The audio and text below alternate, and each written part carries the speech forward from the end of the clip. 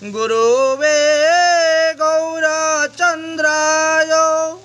राधिकायै तदालये कृष्णाय कृष्णभक्ताय तद्भक्ताय नमः नमः। बोलो एकादशी महारानी की, कामोदा एकादशी की, चैत्र शुक्ला एकादशी की, बसंती एकादशी की। जय जय श्री राधे श्याम निताई गौर हरि हरि। सुधी भक्तबृंदगण, आगामी कल्य आमादेर श्री कामोदा एकादशी व्रत पड़ेছে। যদিও এটা সৌরমাস্য অনুসারে বৈশাখ মাস, কিন্তু চান্দ্রমাস্য অনুসারে এখনো চৈত্র মাসের শুক্লপক্ষের দশমী আজকে, কালকে একাদশী আমাদের ব্রত। যদিও একাদশী লেগে গেছে, কিন্তু এটা মানা হবে না। দশমী সংযুক্ত একাদশীতে ব্রত করতে নাই। দশমী সংযুক্ত একাদশীতে যদি কেউ ব্রত করেন, তাহলে তার অকালে পুত্র হানি হয়, মারা যায়, স্বামী স্ত্রীর মধ্যে বিচ্ছেদ হয়। আমরা দেখেছি মান্দাতা পুত্র মারা গিয়েছিলেন। আমরা শাস্ত্রের মধ্যে পেলাম যে ওখানে লেখা আছে যে গান্ধারী এই দশমী সংযুক্ত একাদশী ব্রত করেছিলেন বলে তিনার শতপুত্র নাশ হয়েছিল। তাই আমাদের আগামী করলেও আমরা শুদ্ধ একাদশী ব্রত করব।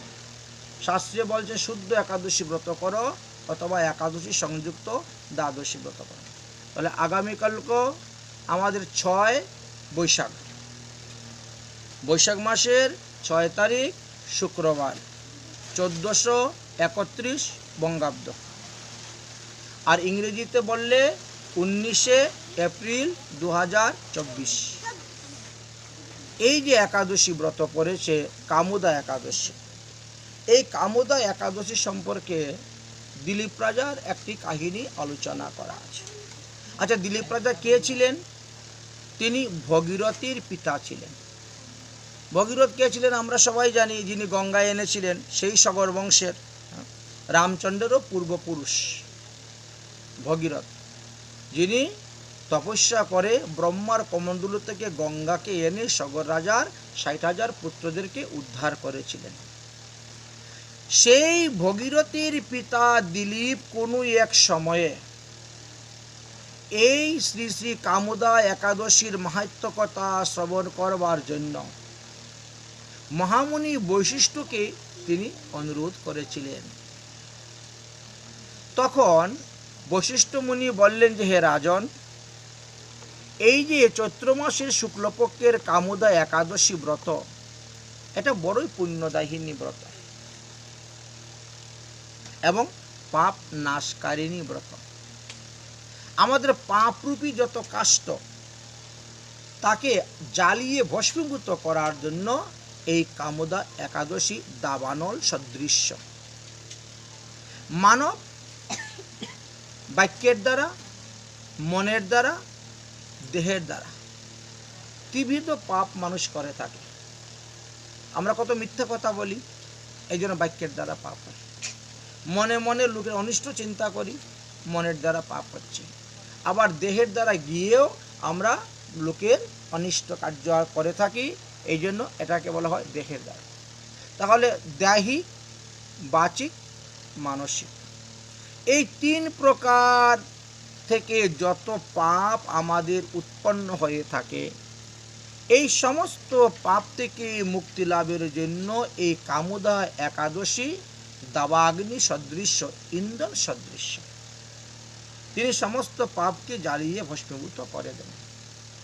এই জন্যই একাদশী দিবসে কখনো পঞ্চ রবিশস্য গ্রহণ করতে নাই।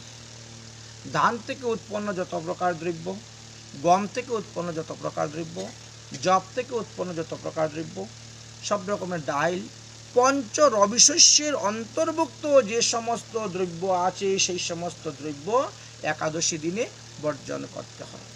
কারণ ভগবান বিষ্ণুর আদেশে একাদশী দিবসে ওই সমস্ত দ্রব্যের উপরে গোহত্যা, ব্রহ্মহত্যা, মাতৃহত্যা, সুরাপান আদি পঞ্চপাতক সব অবস্থান করেন। তাই যারা একাদশী দিবসে পঞ্চ রবিশস্য গ্রহণ করেন তারা প্রতি গ্রাসে গ্রাসে গ্রাসে গ্রাসে সেই পাপ তারা গ্রহণ করতেছেন। একাদশী দিবসে একটি অন্ন গ্রহণ করলে তাকে 1000 বছর কুম্ভিপাক নরকে বাস করতে হয়। এই বিষয়ে একটা সুন্দর গল্প তিনি বললেন। গল্পটা কি? বললেন যে পুরাকালে মনোরম নাগপুর ছিল একটি। সেই নাগপুরে সুবর্ণ নির্মিত গৃহে পুণ্ডরিক প্রমুখ মহাবিষধর নাগগণ বাস করতেন। নাগপুরীতে সমস্ত নাগগণই বসবাস করতেন। সেই নাগপুরের রাজা ছিলেন তখন পুণ্ডরিক। আমরা জানি যদিও নাগপুরের রাজা বাসুকি, নাগের রাজা, সমস্ত নাগদের রাজা বাসুকি, কিন্তু কোনো এক সময়ে পুণ্ডরিক নাগপুরের রাজা হয়েছিলেন। গন্ধর্ব, কিঙ্কর, অপ্সরাগণ সর্বদা সেই রাজার রাজসভাতে যেতেন। নৃত্য, গীত, আমোদ প্রমোদ তারা করতেন। সেই রাজসভাতে ললিতা নামে এক নব যৌবন সম্পূর্ণ অপ্সরা গিয়ে সেখানে নৃত্য করতে শুরু করেছিলেন। আচ্ছা, তাহার প্রেম পাশে আবদ্ধ হয়ে গেলেন ললিত নামক এক গন্ধর্ব। অপ্সরার নাম ললিতা আর গন্ধর্বের নাম ছিল ললিত। আচ্ছা, কিছুদিন পরে উভয়ের মধ্যেই বিবাহ কার্য সম্পূর্ণ হয়ে গেল। তারা উভয়ই পুণ্ডরিক রাজ্যের রাজসভাতে গিয়ে নৃত্য এবং গান করতেন এবং বহুমূল্য উপহার তারা পেতেন। একদিন রাজা পুণ্ডরিকের সভাতে গিয়ে সেই ললিত গিয়ে উপস্থিত হয়েছেন, গান করবেন। কিন্তু ওই দিন ললিতা ভিন্ন কারণবশত তিনি গান করতে সেখানে গিয়ে উপস্থিত হন নাই, যান নাই, স্ত্রী যান নাই, স্বামী একাই গান করতে গিয়েছেন। আচ্ছা, এমন সময় কি হয়েছে, ওই গান গাইতে গাইতে হঠাৎ করে স্ত্রীর চিন্তা চলে এসেছে। আচ্ছা, যদি আমরা গান গাওয়ার সময় যদি অন্যমনস্ক হই তাহলে কি হয়, আমাদের তালভঙ্গ, রসবাস, হয়তো পদের উল্টাপাল্টা বলবো, না হলে বাজনার উল্টাপাল্টা হবে, তাল। কারণ একটা গান করতে গেলে লয় তাল সব ঠিক থাকতে হবে। তো গানের লয় তাল ঠিক না রাখলে তো গান সেখানে ভালো লাগবে না। এই জন্য সেই সবার মধ্যে স্ত্রীর কথা মনে হওয়ার কারণে লয়, তার, সুর, গানের পদ উল্টাপাল্টা বা ভঙ্গ হইতে শুরু হইল। ইহা দেখিয়া সেই নাগশ্রেষ্ঠ কর্কট গিয়ে রাজা পুণ্ডরিককে বললেন, মহারাজ, ললিতের রসভঙ্গের কথা একটু বিচার করে দেখেন তো। ইনি গান গাইতে এসে তালভঙ্গ রসবাস করছেন। তালভঙ্গ রসবাস ইহাতে প্রভুর না হয় উল্লাস। ভগবানকে যদি আপনি নাম শোনাতে যান সেখানেও তাল লয়টা সুন্দর করে রেখে গাইতে হবে।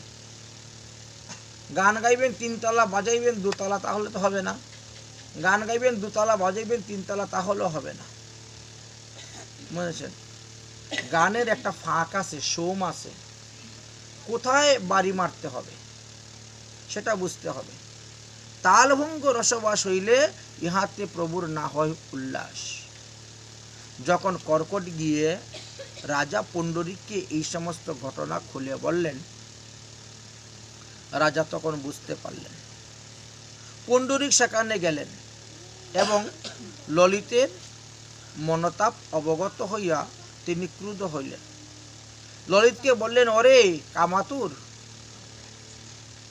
নতুন বিবাহ করেছ, স্ত্রীকে ঘরে রেখে এসেছ গান গাইতে, আর তুই এই গানের মধ্যে পত্নীর কথা চিন্তা করতে গিয়ে সভার মধ্যে রসভঙ্গ তাল ভঙ্গ করলি। যা, আমি তোকে অভিসম্পাদ দিলাম, তুই রাক্ষস হয়ে বনে বিচরণ কর। পুণ্ডরিক এইভাবে অভিসম্পাদ দিয়ে দিলেন রাক্ষস হয়ে বনে বিচরণ করার জন্য। রাজার শাপবাক্য শ্রবণের সঙ্গে সঙ্গে ললিত চরণে ধরে পেয়ে ক্ষমা ভিক্ষা চাইলেন, কিন্তু রাজা পুণ্ডরিক তাকে ক্ষমা করলেন না। দেখতে দেখতেই ললিত এক ভয়ঙ্কর রাক্ষস দেহ ধারণ করল। ললিত কি করবেন? এই রাক্ষস দেহ নিয়ে তিনি বনের মধ্যে গমন করলেন। সংবাদ গিয়ে পৌঁছল তিনার স্ত্রী ললিতার নিকটে যে তিনার স্বামী এক কুরূপ রাক্ষস রূপ ধারণ করে এখন তিনি বনে বিচরণ করছেন। সুদর্শন রূপ চলে গেল, কুরূপ ধারণ করেছেন। ললিতা মহা দুঃখে চিন্তা করতে লাগলেন, আমি কিভাবে স্বামীকে এই রাক্ষস রূপ থেকে মুক্ত করতে পারি? আমি কোথায় যাব, কার কাছে যাব, কোথার থেকে পরামর্শ নিব, নিয়ে এই আমার স্বামীকে আমি রাক্ষসজনী থেকে কিভাবে মুক্ত করব, এই চিন্তাই তিনার মাথার মধ্যে খেলতেছে। এই চিন্তা করিয়া ললিতা তার প্রতি ললিতকে নিয়ে গভীর বনে চলে গেলেন। ললিত নির্দয়ভাবে তখন কি রাক্ষস হয়ে গেছে, তো সে তখন মানুষ ধরে খেতে শুরু করলো, পশু পক্ষী ধরে খেতে শুরু করলো। এই যে পশু পক্ষী আহার, এগুলো মানুষের আহার নয়, এগুলো রাক্ষসের আহার। এই জন্য বলেছেন মানুষের আকার হইলে কি হয়, করি যে ভূতের কাম। আমাদের আকারটা দেখতে মানুষের মতন, কিন্তু স্বভাবটা রাক্ষসের মতন, স্বভাবটা পশুর মতন। ধর্মহীনা মনুষ্য পশু বি সমানা। তিনি তখন এইভাবে পশু পক্ষী খেতে শুরু করলেন। আচ্ছা, তিনি সামনে যাকে পাচ্ছেন, তাকেই ধরছেন, আর সেইভাবে তিনি ভক্ষণ করতে শুরু করেছেন। এইভাবে বহু পাপ তিনার হতে শুরু হলো। তবুও ললিতা তার স্বামীকে ত্যাগ করলেন না। পতির অদৃশ্য তিনি ভগবত আরাধনা করতে শুরু করলেন। পতির মঙ্গলের জন্য পতির ঈদৃশ্য দুর্দবস্থা দর্শন করে ললিতা ব্যথিত হইতে থাকলেন, কারণ স্বামী তো পাপ করে যাচ্ছে। রাক্ষস দেহ পাওয়ার পরে তো তিনি পাপ করে যাচ্ছেন, কিন্তু এই পাপের বৃদ্ধি হতে হতে তো প্রচুর পরিমাণ পর্বত সদৃশ্য পাপ হয়ে যাবে।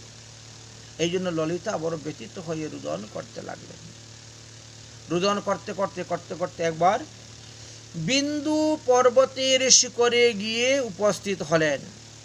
বিন্দু পর্বত, সেই বিন্দু পর্বতের শিখরে গিয়ে উপস্থিত হয়েছেন।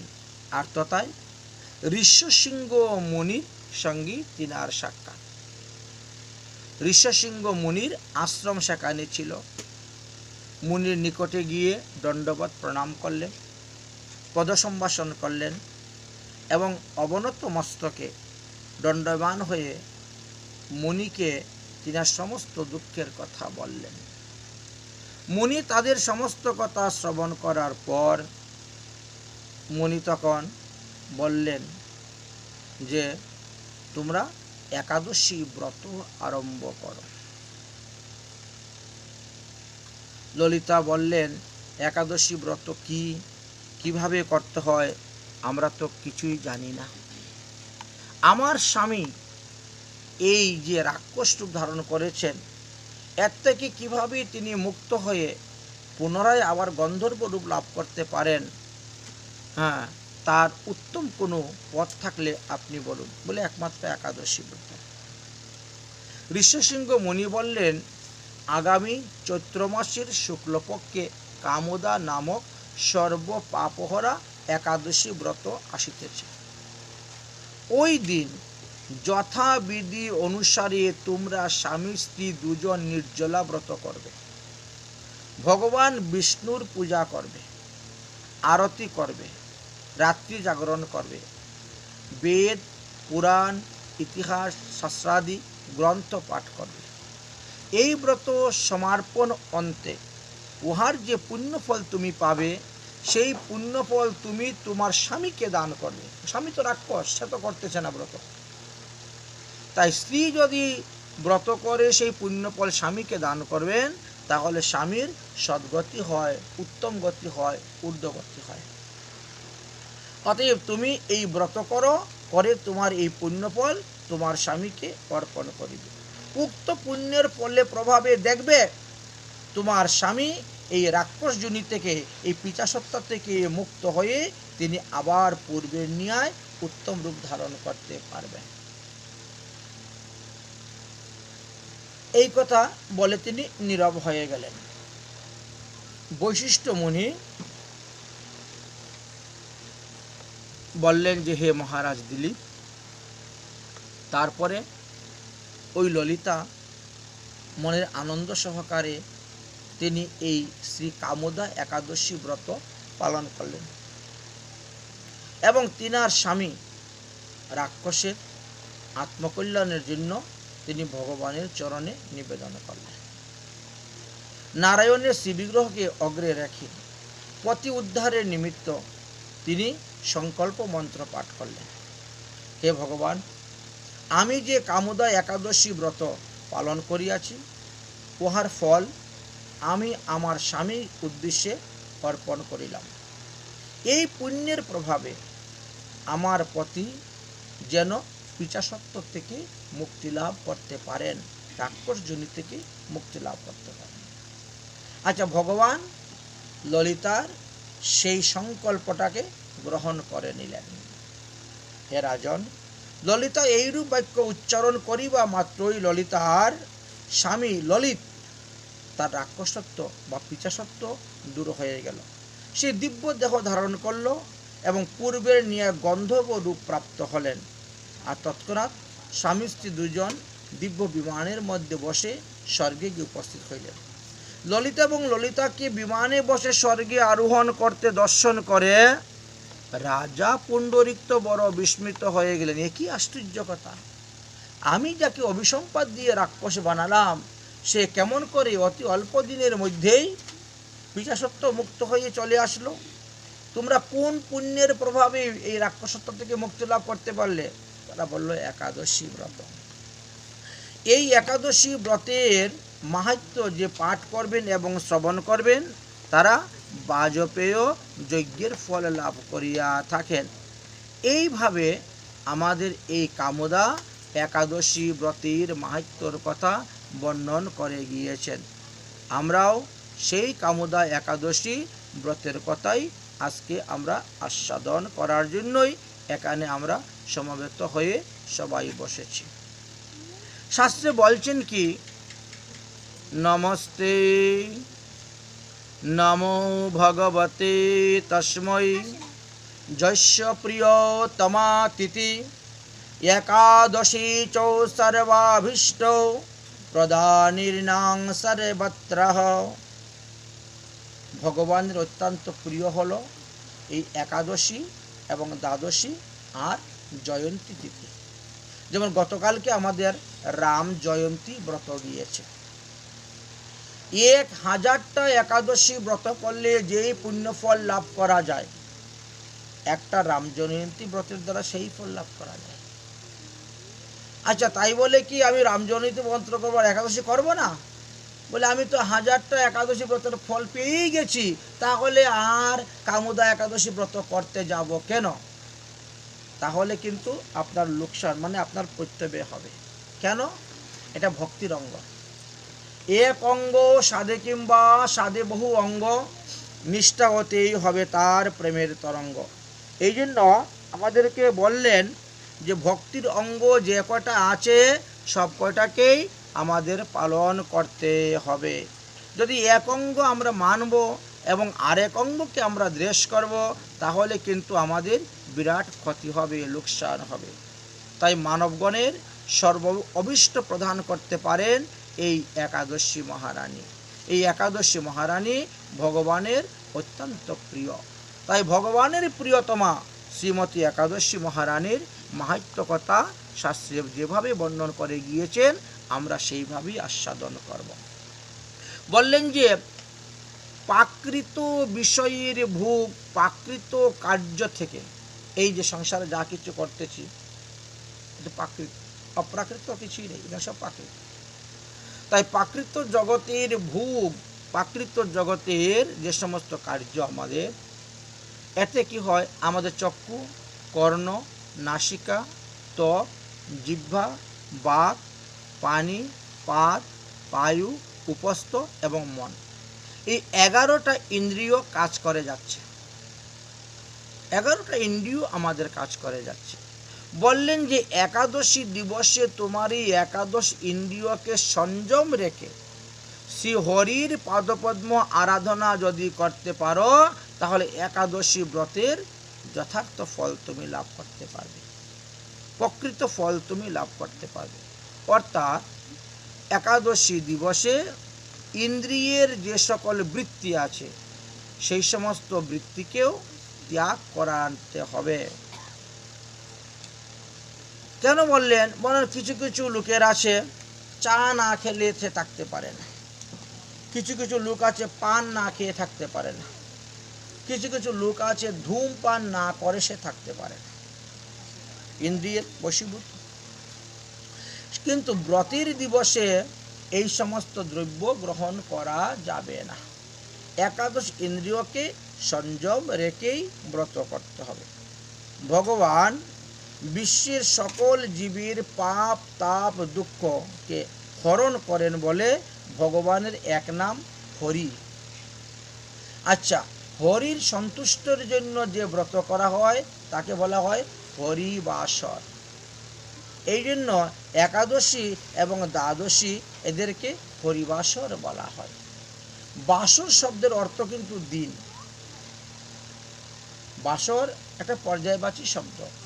ভস্র, দিন, দিবস, অন্নি, বাসর এগুলো পর্যায়বাচী শব্দ। তাই হরি শব্দের এখানে বললেন যে ভগবান জীবের পাপ তাপকে হরণ করেন বলে তাকে হরি বলা হয়েছে। শাস্ত্রে কি বলছেন?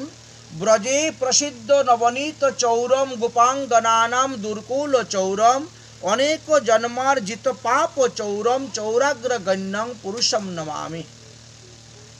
ভগবান সমস্ত জীবের পাপ তাপকে হরণ করেন। কাদের হরণ করেন? বলে যারা তিনার চরণে শরণাপন্ন হয়েছে।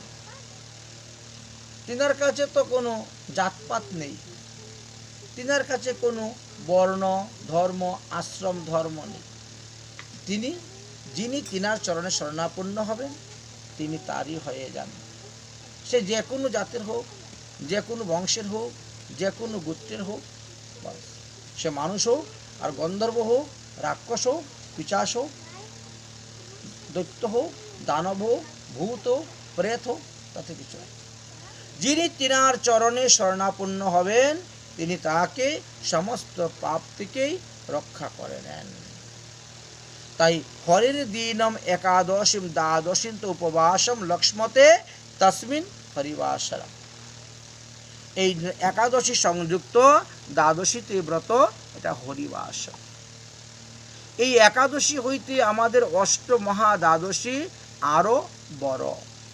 তাই আমরা কখনো কখনো কি করি, শুদ্ধ একাদশীকে ত্যাগ করে দিয়েও আমরা মহা দ্বাদশী ব্রত পালন করে থাকি। কারণ বলে 24টা একাদশী ব্রত করলে যেই ফল পাওয়া যায়, একটা মহা দ্বাদশী ব্রত করলে সেই ফল লাভ করা যায়। এই জন্যই তিথি বিশেষ কিছু আছে, কিছু নক্ষত্র বিশেষ আছে। সূর্য উদয়ের তারতম্যতার কারণে, তিথি নক্ষত্র যুগের কারণে এই সমস্ত আসে আমাদের কাছে। তাই একাদশী ব্রতের মধ্যে অপূর্ব শক্তি নিহিত আছে।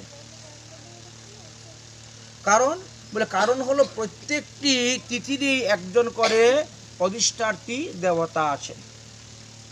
এই যে আমাদের প্রতিপদ থেকে অমাবস্যা বা প্রতিপদ থেকে পূর্ণিমা পর্যন্ত এই যে আমাদের 15টা দিন, এই 15 দিনের প্রত্যেকটা দিনেরই একজন করে অধিষ্ঠাত্রী দেবতা আছেন। তাহলে একাদশী দিবসের অধিষ্ঠাত্রী দেবতা হলেন স্বয়ং একাদশী মহারানী। একাদশী ব্রতের দ্বারা আমরা ঋষি শক্তি লাভ করতে পারব। এই জন্য একাদশী ব্রতকে বলা হয়েছে ঋষি শক্তি।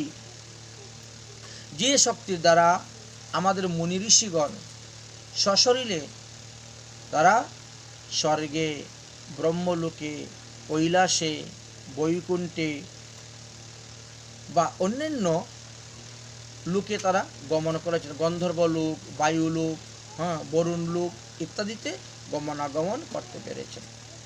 এইভাবে ঋষি শক্তি লাভ করে মানুষও সেইভাবে গমনাগমন করতে পারেন। দ্বাদশী হলো ঋষিশক্তি, আর একাদশী সংযুক্ত দ্বাদশীতে ব্রত করলে আমরা সেই ঋষিশক্তি লাভ করতে পারি। আমাদের এই কলিযুগে যে 5টি যজ্ঞের কথা বলেছেন, এই 5টি যজ্ঞের মধ্যে এই একাদশী ব্রত হলো তপ যজ্ঞ। শুধু একাদশী নয়, একাদশী আদি। একাদশী আদি শব্দের দ্বারা কি হবে না, অষ্টমহা, দ্বাদশী, একাদশী এবং জয়ন্তী, এই 3 প্রকার ব্রতই আমাদের এসে থাকে। বৈষ্ণব বিধান অনুসারে দেখা গেল এই 3 প্রকারই ব্রত আমাদেরকে করতে হবে। কোনো এক সময়ে দক্ষিণ ভারত, নাম শুনেছেন দক্ষিণ ভারত, সেই দক্ষিণ ভারতে বেশ কিছু গোপীগণ বাস করতেন। তারা কংসের ভয়ে ভীত হয়ে মথুরা মণ্ডল ত্যাগ করে তারা দক্ষিণ ভারতে আত্মগোপন করে গিয়েছিলেন। আচ্ছা, ভগবান শ্রীকৃষ্ণ যখন কংসকে বধ করে দিলেন, তখন তারা পুনরায় আবার ফিরে আসলেন। পুনরায় ফিরে আসার পর তারা দেখলেন যে ভগবান শ্রীকৃষ্ণ তাদের সঙ্গে কোনো রকমই খেলাধুলা করেন না। আচ্ছা, ব্রজের গোপী যারা ছিল তাদের সঙ্গে তো ভগবান মাখন চুরি করেছেন, হোলি রং খেলেছেন, ঝুলন লীলা করেছেন, বা অন্যান্য লীলা, নৌকাবিলাস আদি লীলার কথা আমরা শুনতে পাই। দক্ষিণ ভারতের গোপীগণরা চিন্তা করলো, আশ্চর্য কথা, ব্রজের গোপীরা যেমন গোপ বংশে জন্মগ্রহণ করেছে, আমরাও তো গোপের বংশে জন্মগ্রহণ করেছি, সুতরাং কৃষ্ণকে ভালোবাসার অধিকার তো আমাদেরও। কৃষ্ণ তো আমাদের বংশের, যাদব বংশে, যদুবংশে অবতীর্ণ হয়েছে, কিন্তু কৃষ্ণ তো আমাদেরকে দেখলে কথা বলে না, সে তো আমাদের ঘরে আসে না, কারণটা কি? এই জন্য শ্রীমতী রাধারানীর কাছে গিয়ে তারা উপস্থিত হয়েছিলেন। রাধারানীর কাছে উপস্থিত হয়ে বললেন, বিষভানু সুতে দিব্যে হে রাধে কজ্জল লোচনে শ্রীকৃষ্ণস্য প্রসাদার্তাম বদং কিং ব্রতম শুভম। হে রাধারানী, হে ললিতাদি সখীগণ, তোমরা কিভাবে কৃষ্ণকে বশ করেছ? শুনেছি কৃষ্ণ নাকি ব্রহ্মার এক রাত্রি পর্যন্ত তোমাদের সঙ্গে রাসলীলা করেছেন, অথচ কৃষ্ণ তো আমাদের সঙ্গে কথাই বলে না, আমাদের দিকে তাকাই না, আমাদের ঘরে তো যায় না। অতএব কৃষ্ণকে বশ করার মতন যদি কোনো ব্রত থাকে তাহলে বলো, আমরাও সেই ব্রতটা করব। শ্রীমতী রাধারানী এই গোপীদের কথা শ্রবণ করার পরে বললেন যে, হে গোপীগণ, শ্রীকৃষ্ণস্য প্রসাদার্তাম কুরুতে একাদশী ব্রতম তেন বৈশ্য হরি সাক্ষাৎ ভবিষ্যতি ন সংশয়। দেখো, রাধারানী গোপীদেরকে বললেন, হে গোপীগণ, শ্রীকৃষ্ণকে যদি বশ করতে চাও, শ্রীকৃষ্ণকে যদি প্রসন্ন করতে যাও, শ্রীকৃষ্ণের সঙ্গে যদি তোমরা রাসলীলা করতে চাও, অর্থাৎ জীবাত্মা পরমাত্মার মিলন যদি ঘটাতে চাও, এই জীবাত্মাকে যদি পরমাত্মার সঙ্গে লীন করতে যাও, তাহলে একাদশী ব্রত আরম্ভ করে দাও। একাদশী সন্মুখেন বহিনা পাতকম ইন্ধনম তস্মাদ জানতি গোপী অপি শত জন্মত ভুবঃ। একটা একাদশী ব্রত করলে আমাদের 100 জন্মের যত পাপ আছে সমস্ত পাপ নষ্ট হয়ে যায়। তো আমরা তো হাজার হাজার, লক্ষ লক্ষ, কোটি কোটি বার কত জুনিতে জন্মগ্রহণ করেছি, কত পাপ করে যে এসেছি, তার তো অন্ত নেই। 84 লক্ষ যোনি ভ্রমণ করার পর আমরা দেবের দুর্লভ এই মনুষ্য জন্ম পেয়েছি। তাহলে 84 লক্ষ মা, 84 লক্ষ বাবা, ছেলে মেয়ে কত লক্ষ ছিল তা তো ঠিক নেই, স্ত্রীও কত লক্ষ ছিল তা তো ঠিক নেই। তাহলে ভোগ করতে তো কম করি নাই, বিষয় ভোগ, ইন্দ্রিয় সুখ ভোগ করতে আমরা কম করি নাই, যথেষ্ট করেছি। আর প্রতিটা জন্মে জন্মেই যে সমস্ত পাপ করেছিলাম, সেই পাপের ফল, পাপের প্রায়শ্চিত্ত এই জন্মে এসে করতেছি। এই জন্মে যদি আবার পাপ করি, সেই পাপকে ভোগ করতে গিয়ে প্রারব্ধ কর্ম অনুসারে আগামীতে এসে আবার আমাকে দেহ ধারণ করতে হবে কর্ম অনুসারে। এইবার মানুষ হয়েছি, আগামী বছর যে মানুষ হবো তার তো কোনো নিশ্চয়তা নেই, কারণ মানুষের কাম করে যেতে পারলে তো মানুষ হব, আর মানুষের কাম করে না যেতে পারলে তো গাছপালা, পশু পাখি, কীট পতঙ্গ, পশু পক্ষী থেকে আমাদের জন্মগ্রহণ করতে হবে। এই জন্য বললেন, একাদশী সন্মুখে বন্যিনাং পাতকম ইন্ধনম।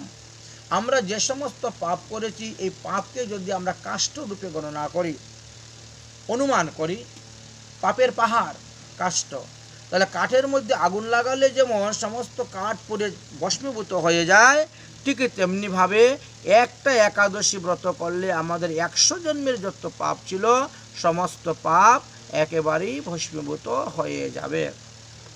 এই একাদশী ব্রতের সঙ্গে অন্যান্য তীর্থের পুণ্যের সঙ্গে তুলনা করা যাবে না।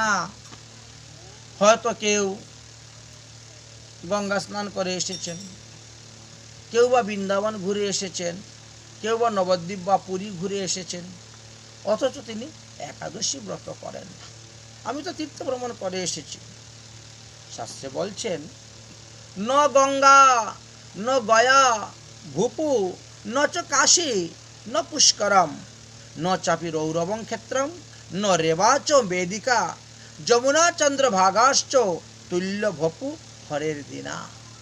এই একাদশী ব্রতের সমান ফল গঙ্গাও দিতে পারবেন না, গয়ায়ও দিতে পারবেন না, কাশীধামেও দিতে পারবেন না, পুষ্কর ক্ষেত্র দিতে পারবেন না, কুরুক্ষেত্র দিতে পারবেন না, এমনকি রেবা নদী, বেদিকা নদী, যমুনা নদী, চন্দ্রভাগা নদী, কেউ তোমাকে হরিবাসরের সমান পুণ্য ফল দিতে পারবে না। কাজেই হরিবাসরে উপবাস করে না একান্ত কর্তব্য। এতে কি হয়? অশ্বমেধ সহস্রাণি বাজপেয় শতানি চ একাদশং উপবাস্যং কালাং নাহন্তি সুরসি। বললেন যে হাজার হাজার অশ্বমেধ যজ্ঞ, শত শত বাজপেয় যজ্ঞ করে ত্রেতাযুগের মানুষ যে পুণ্যফল লাভ করতে পারে নাই, হে কলিযুগের মানুষ তোমরা একাদশী ব্রতের দ্বারা তার থেকেও বেশি পুণ্যফল লাভ করতে পারবে। তোমরা ইন্দ্রিয়ের বশীভূত হয়ে অগম্যা গমন করে থাকো। অগম্যা গমনং পাপং মিত্র দুহশ্চ পাতকম।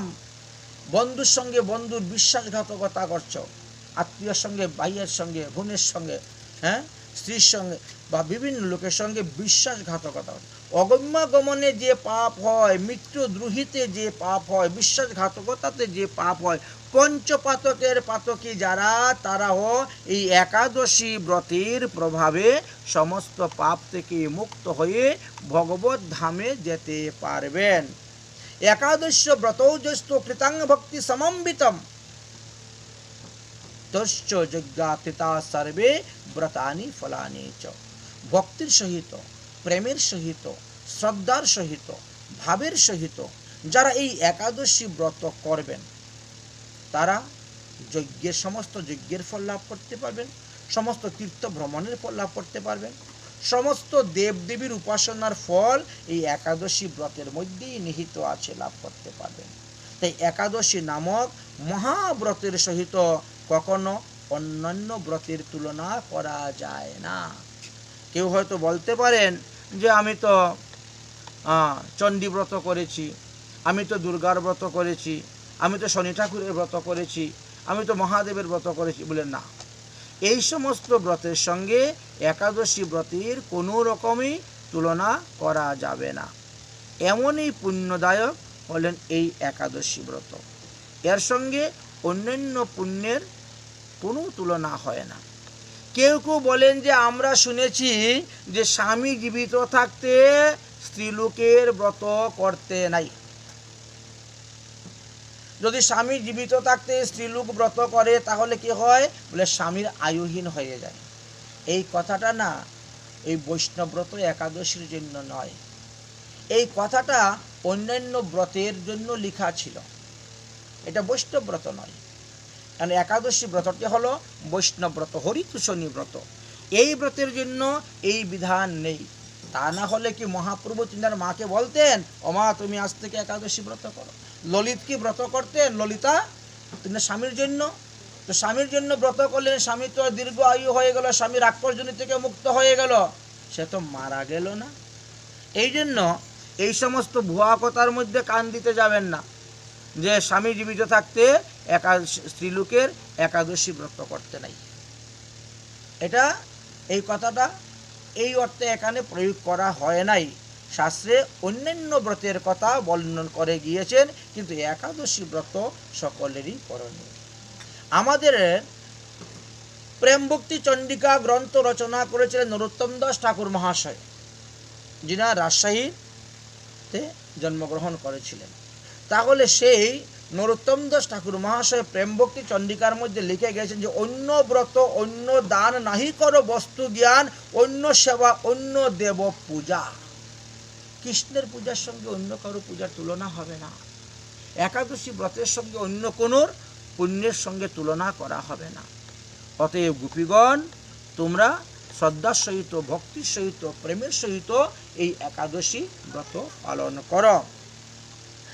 বললেন কি, সমস্ত দেবগণের মধ্যে যেভাবে শ্রীকৃষ্ণ শ্রেষ্ঠ, সমস্ত দেবীগণের মধ্যে যেভাবে রাধারানী শ্রেষ্ঠ, সমস্ত নদীর মধ্যে যেভাবে গঙ্গা শ্রেষ্ঠ, সমস্ত পুরাণের মধ্যে যেভাবে ভাগবত শ্রেষ্ঠ, সমস্ত বৈষ্ণবগণের মধ্যে যেভাবে মহাদেব শ্রেষ্ঠ, ঠিক তেমনিভাবে সমস্ত ব্রতের মধ্যে ওই একাদশী ব্রতই হলো শ্রেষ্ঠ ব্রত। অতএব এই একাদশী ব্রত যতদিন দেহের মধ্যে প্রাণ আছে ততদিনই করে যাও। এই একাদশী ব্রত কখনো ত্যাগ করিও না। एको एवं नरं पापिं नरके नैप्यगच्छति एकादशं अन्न भोजन्ति पितृभिः सह मर्जति। একজন লোক যদি পাপ করে তাহলে তার পাপ তাকেই ভোগ করতে হয়, এটা আমরা সবাই জানি।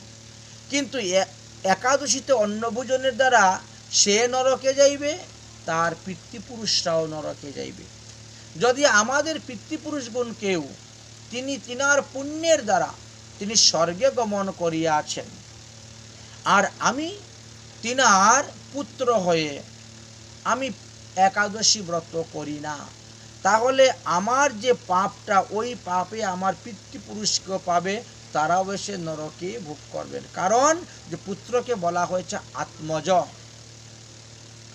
পুত্রকে আত্মজ বলা হয়েছে। পুত্র যদি উত্তম কাজ করে, ভালো কাজ করে, মৃত্যুর পরে যদি আমাদের শ্রাদ্ধ করে, তর্পণ করে, পিণ্ডদান করে, গয়া দেয়, অষ্টপ্রহর নামযজ্ঞ দেয়, গীতা পাঠ দেয়, ভাগবত পাঠ দেয়, বৈষ্ণব সেবা দেয়, তাহলে যেমন আমরা উত্তম ফল লাভ করে উত্তম গতি লাভ করতে পারি, ঠিক তেমনি পুত্র যদি অধম কাজ করে, কুকর্ম করে, কুসঙ্গ করে, পাপকর্ম করে, তাহলে সেই ফল পিতৃপুরুষরাই ভোগ করতে হয়। যেমন পুণ্যের ভাগ তারা পান, তেমন তারা পাপের ভাগও পেয়ে থাকেন। এই জন্য সকলকেই সপরিবারে সবাইকেই একাদশী ব্রতের বিধান দিয়ে গিয়েছেন। জানি কানিচ্চ পাপানি ব্রহ্মহত্মা সমানি চ অন্নম আশ্রিতম তিষ্ঠতি সম্প্রাপ্তম হরিবাসরে তানি পাপানি বাপ্নোতি ভূতানি হরি সক্ষতে। আর এই জন্য ব্রহ্মহত্যাদি সমস্ত পাপ একাদশী দিবসে থাকেন, অন্নকে আশ্রয় করিয়া। এই জন্য একাদশীতে অন্ন বলতে পঞ্চরবিশিষ্য গ্রহণ করতে নাই। শুধু খালি যে বৈষ্ণব শাস্ত্রে বলছে এমন নয়, রটন্তি পুরাণানি ভূয়ু ভূয়ু পুরাণনে, সব শাস্ত্রেই বলে গিয়েছেন ন ভুঙ্ক্তব্য সম্প্রাপ্তম হরিবাসরে। যদি হরিবাসর একাদশী তিথি এসে উপস্থিত হয়, সেই দিন কিছুতেই আপনি পঞ্চরবিশিষ্য গ্রহণ করবেন না। এবার বললেন যে আমরা কত বছর বয়স থেকে একাদশী ব্রত আরম্ভ করব এবং কত বছর বয়স পর্যন্ত একাদশী ব্রত করব। বললেন যে 8 বর্ষ অধিকং মৃত্যুং হি পূর্ণ 80 বৎসর। 8 বছর বয়স থেকেই একাদশী ব্রত আরম্ভ করে দিতে হবে, 8 বছর বয়স থেকে। আরে মহাপ্রভু তো 5 বছর বয়স থেকে একাদশী ব্রত করেছেন। ধ্রুব, প্রহ্লাদ 5 বছর বয়স থেকে একাদশী ব্রত করেছেন, 5 বছর বয়সে। এবং যতদিন দেহের মধ্যে প্রাণ আছে ততদিনই আপনি একাদশী ব্রত করবেন। 8 থেকে 80-79 বছর বয়স পর্যন্ত আমাদেরকে নির্জলা একাদশী ব্রত করার বিধান আমাদের দিয়ে গেছে। একাদশী ভুঙ্ক্তব্যে বিষ্ণু লোকম চ্যুতম ভবেৎ। যে ব্যক্তি একাদশীতে অন্নভোজন করেন তিনি কখনো বিষ্ণুলোক গমন করতে পারেন না। তিনি মাতৃহত্যা, পিতৃহত্যা, ভাতৃহত্যা, গুরুহত্যা, গুরুপত্নীতে গমন আদি, ব্রাহ্মণের স্বর্ণচুরি আদি সমস্ত পাপে লিপ্ত হইয়া তিনাকে ঘোর নরক যন্ত্রণা ভোগ করতে হয়। এই জন্য একাদশী দিবসে সপরিবারে সবাই ব্রত থাকবেন। সবাই ব্রত করবেন। একাদশী পরিত্যাগ করিয়ে অন্য ব্রত করিলেও কখনো বৈকুণ্ঠে বা গোলকে যাওয়া যায় না। একাদশীরা সবার জন্যই, ব্রহ্মচারী, গৃহস্থ বা বানপ্রস্থ অথবা জাতি, একাদশাহি ভঙ্তব্যে ভঙ্তব্যে মাংসমে হবে। ব্রহ্মচারী হইয়া যদি একাদশী ব্রত না করেন, গৃহস্থ হইয়া যদি একাদশী ব্রত না করেন, বানপ্রস্থ অবস্থা থাকা সত্ত্বেও যদি একাদশী ব্রত না করেন, অথবা সন্ন্যাস গ্রহণ করা সত্ত্বেও যদি তিনি একাদশী ব্রত না করেন, তাহলে তিনার অন্ন ভোজনটা এটা মধ্য মাংস ভোজনের সমতুল্য অপবিত্র বস্তু গ্রহণ করতেছেন। সেই পাপে তিনি লিপ্ত হয়ে তিনাকে ঘোর নরকে গমন করতে হয়। বিধবা ইয়াতে ভবেতে নারী ভুঙ্ক্তে একাদশী দিনে সপ্তত্যে সকৃতিং নশ্যতম দ্রুণহত্মা দিনে দিনে। যারা বিধবা নারী, তারা যদি একাদশী ব্রত না করেন, একাদশীতে অন্ন ভোজন করেন, পঞ্চরবিশস্য ভোজন করেন, বলে যতদিন তারা পৃথিবীতে জীবিত থাকবেন, প্রতিদিন একটা করে সন্তান হত্যা করলে যেই পাপ হইবে, সেই পাপে লিপ্ত হইয়া তারা দেহান্তে ঘোর নরকে গমন করিয়া থাকেন। একাদশী ভুঙ্ক্তব্যে নারী দৃষ্টা রজস্বলা। বলছেন শরীর যদি খারাপ হয় তথাপিও একাদশী ব্রত করা যাবে। মহিলাদের ক্ষেত্রে বললেন যে রজস্বলা অবস্থায়ও তারা একাদশী ব্রত করবেন, তিলক করবেন, মালা জপ করবেন, গুরুদেবের দেওয়া মন্ত্র জপ করবেন, ইহাতে কখনো ব্রত নষ্ট হয় না। পরম আনন্দমাপ্নুতে মহর্ষিবাসম উপাসিতম সুতকে মৃতকশ্চৈব তেজ্জাং ন একাদশী ব্রতম। বংশের কেউ মারা গেলেও আমাদের জাতক হয়, বা এটাকে জননৌষস বলা হয়। বংশে যদি কেউ মারা যান তাহলে তাকে মৃতাশোষ বলা হয়। জন্মিলে জননাশোষ, মরলে মৃতাশোষ। এই জননাশোষ এবং মৃতাশোষ উভয় প্রকার অসুষের মধ্যেই, যত প্রকার অসুষ থাকুক না কেন, সব প্রকার অসুষের মধ্যেই একাদশী ব্রত পালন করা যাইবে, ইহাতে কোনো নিষেধ নাই। স্বপুত্রশ্চ স্বভার্যায়া স্বজনৈ ভক্তি সংযুক্তম একাদশাং উপবাসিতং পক্ষাপক্ষয়োবারপি। নিজে ব্রত করবেন, নিজের পরিবারের সবাইকে ব্রত করাবেন। এইটা মনে করবেন না যে কৃষ্ণপক্ষের একাদশী ছোট, শুক্লপক্ষের একাদশী বড়, অতএব এই একাদশী আমরা পালন করব না, আগামীর ওই একাদশী আমরা পালন করব। এই জগতে কিছু কিছু লোক আছে বৎসরের মধ্যে মাত্র 4টা একাদশী করে, আর বাকি একটা একাদশীও তারা করতে যায় না। কিন্তু এই সিদ্ধান্তটা সম্পূর্ণ ভুল।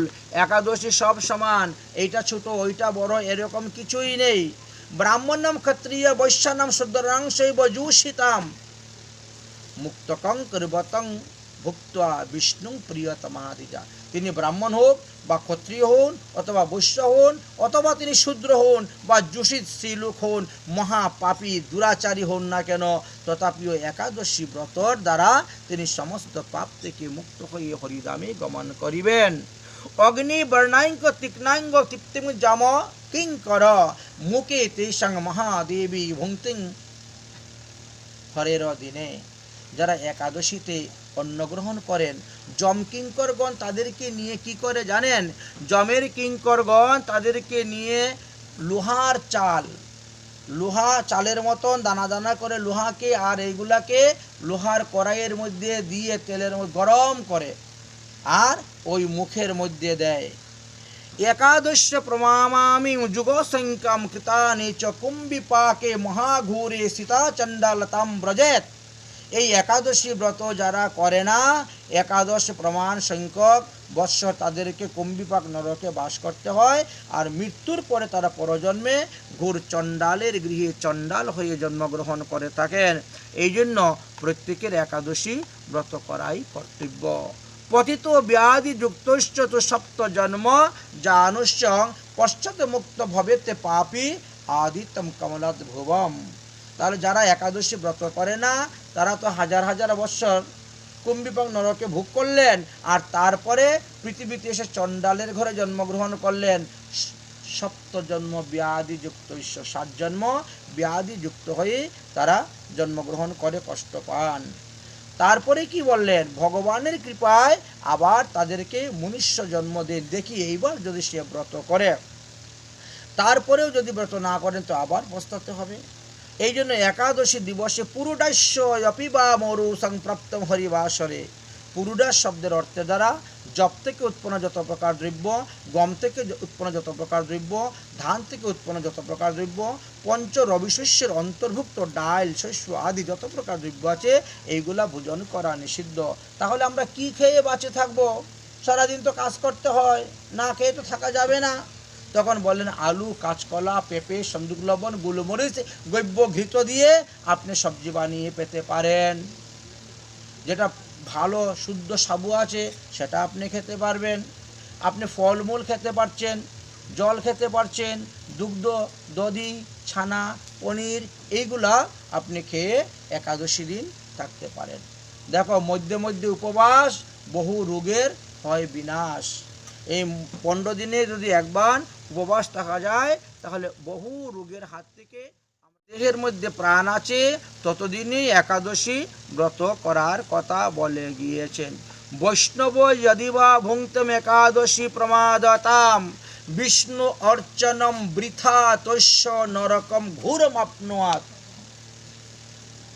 বৈষ্ণব ধর্ম গ্রহণ করার পর যদি কেউ একাদশী ব্রত করেন না প্রমাদবশত, হয়তো পঞ্জিকা দেখতে ভুলে গেছেন, তিনার মনেই নেই, খেয়ে নিয়েছেন, এতদিন ব্রত করেছেন, অনেক ব্রত করেছেন, কোনোদিন যদি প্রমাদবশত তিনার এই ব্রতটা নষ্ট হয়ে যায় তাহলে ভগবান তার হাতের সেবা পূজা অর্চন গ্রহণ করেন না এবং দেহান্তে তাকে ঘোর নরকে গমন করতে হয়। এই জন্য সর্বদাই পঞ্জিকার দিকে লক্ষ্য রাখতে হবে যে একাদশী ব্রত কবে আমাদের পড়তেছে। কেন? যে ব্রাহ্মণজ্ঞ সুলাপানম স্ত্রয়নম গুরুকল্পতম নিষ্কৃতিং ধর্মশাস্ত্রজ্ঞ নৈশিকাং অন্নভোজনম।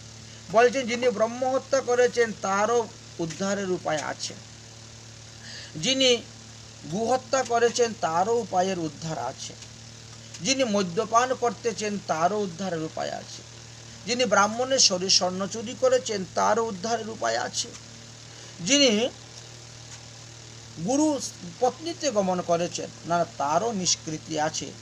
কিন্তু একাদশীতে যারা অন্ন গ্রহণ করেন তাদের নিষ্কৃতি নাই, তাদেরকে জন্ম জন্মান্তর এই ব্যাধিযুক্ত হয়ে এই কর্মফল তাদেরকে ভোগ করতে হয়, নানাবিধ নরকাদি যন্ত্রণা ভোগ করতে হয়। এই জন্যই আমাদেরকে শাস্ত্রে বললেন যে সর্বদাই একাদশী ব্রত করে। মহাদেব বলছেন যে ক মদম স শিবে ভক্তিম ক মাংসশ্চ শিবার্চনম মৎস্য মাংস দুরাংশৈবে দূরে তিষ্ঠতি শঙ্কর।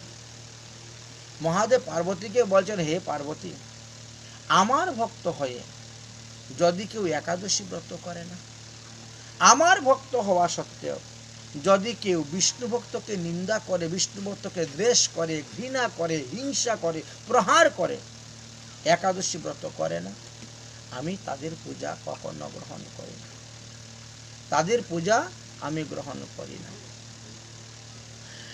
যম মহারাজ যমদূতদেরকে বললেন হে দূতগণ, যারা একাদশী ব্রত করেন খবরদার তোমরা যাবে না তাদেরকে আনার জন্য, তাদের বিচার করার ক্ষমতা আমার নেই, তাদের বিচার করবেন ভগবান শ্রীহরি।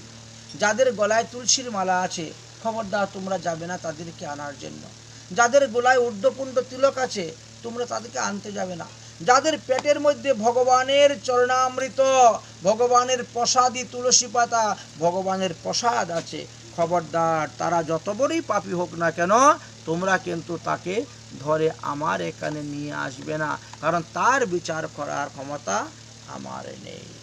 ব্রহ্মহত্মাদি পাপানাং কথানাং চৈবং ব্রতহেম একাদশং য ভুঙ্ক্তবে নিষ্কৃতি নাস্তি কুত্রাপি।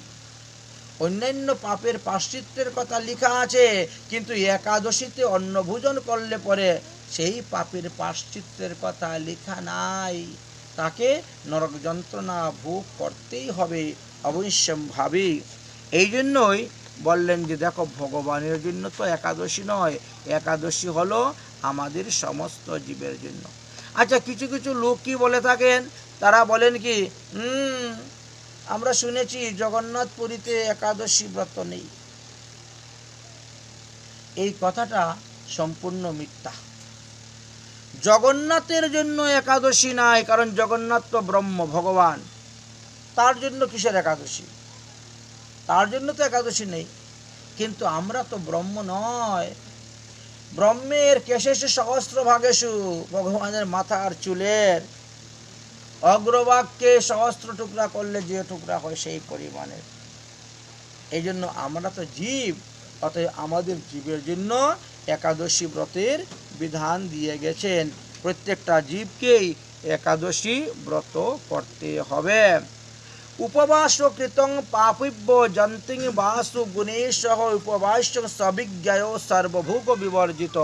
একাদশী দিবসে সমস্ত ভোগ আমাদের বর্জন করতে হয়। সমস্ত ভোগ বর্জন বলতে পঞ্চ রবিশস্যের অন্তর্ভুক্ত যে সমস্ত দ্রব্য সেইগুলা খাওয়া যাবে না। মৎস্য, মাংস, সুরা গ্রহণ করা যাবে না। পান, বিড়ি, সিগারেট, গুটকা, তামাকু আদি গ্রহণ করা যাবে না। সর্ষের তেল বা সয়াবিন তেল এগুলা গ্রহণ করা যাবে না। সেদিন মল্লক্রিয়া বা ব্যায়ামও করা নিষেধ। কারো প্রতি ক্রোধ করা নিষেধ, কারো প্রতি লোভ করা নিষেধ, কাঁসার পাত্রে ভোজন করা নিষেধ, স্ত্রী সহবাস নিষেধ, দিবানিদ্রা নিষেধ, দন্ত ধাবন করা নিষেধ। তাহলে আগামী করল যেহেতু আমাদের একাদশী ব্রত, এই জন্য আজকেই আমাদের খাওয়া দাওয়ার পরে দাঁত ভালো করে মেজে ঘষে ঘুমাতে হবে। যারা অপ্রসাদ বুঝি, যারা মৎস্য মাংস আহার করেন, যারা আমিষ দ্রব্য গ্রহণ করতেছে, তাদের জন্য বললেন যে দশমী দিবসে তোমরা সংযম থাকবে। অর্থাৎ বাড়ি ঘর লেপে পুছে পরিষ্কার করে নিরামিষ চুলায় নিরামিষ বাসনের মধ্যে আতপ চাউলের অন্নর হবিষান্ন করে খাবেন। রাত্রিবেলা কোনো আর আহার করবেন না। পরের দিন একাদশী ব্রত পালন করবেন, তার পরের দিন গিয়ে আপনারা পালন করবেন। তো আগামী করল যারা একাদশী ব্রত করবেন তাদের পরশু দিন পালন হলো সূর্য উদয় হওয়ার পরে সকাল 9:30 মধ্যে আমাদের পালনের বিধান। এটা ভারতবর্ষের টাইম অনুসারে দেওয়া আছে পঞ্জিকা। তো বাংলাদেশে একটু আধ ঘন্টা বেশি, 10টা। কিন্তু সূর্য উদয় হয়ে যাচ্ছে তো আপনাদের 5:37। সকালে ভোরে 5:37 সূর্য উদয় হচ্ছে, সুতরাং 5:40 পর থেকে আপনার খাওয়া দাওয়া শুরু। এতে কোনো দোষের কারণ হয় না। অতএব একাদশী দিবসে তাহলে মুখ শুদ্ধ করবেন কিভাবে? বলে 12 বার মুখের মধ্যে জল নিয়ে গলগণ্ডুষ করবেন, করে সেই জলটাকে ফেলে দিবেন, তাহলে শাস্ত্রবিধি অনুসারে আপনার হয়ে গেল দন্তধাবন। আচ্ছা, যারা নির্জলা ব্রত করবেন তাদের ক্ষেত্রে বললেন যে আপনি 1 মাসা পরিমাণের জল নিয়ে আচমন করবেন। আচমন করতে গেলে বেশি জল ব্যবহার করতে নাই। নির্জলা ব্রত যারা করবেন জলও খাবে না।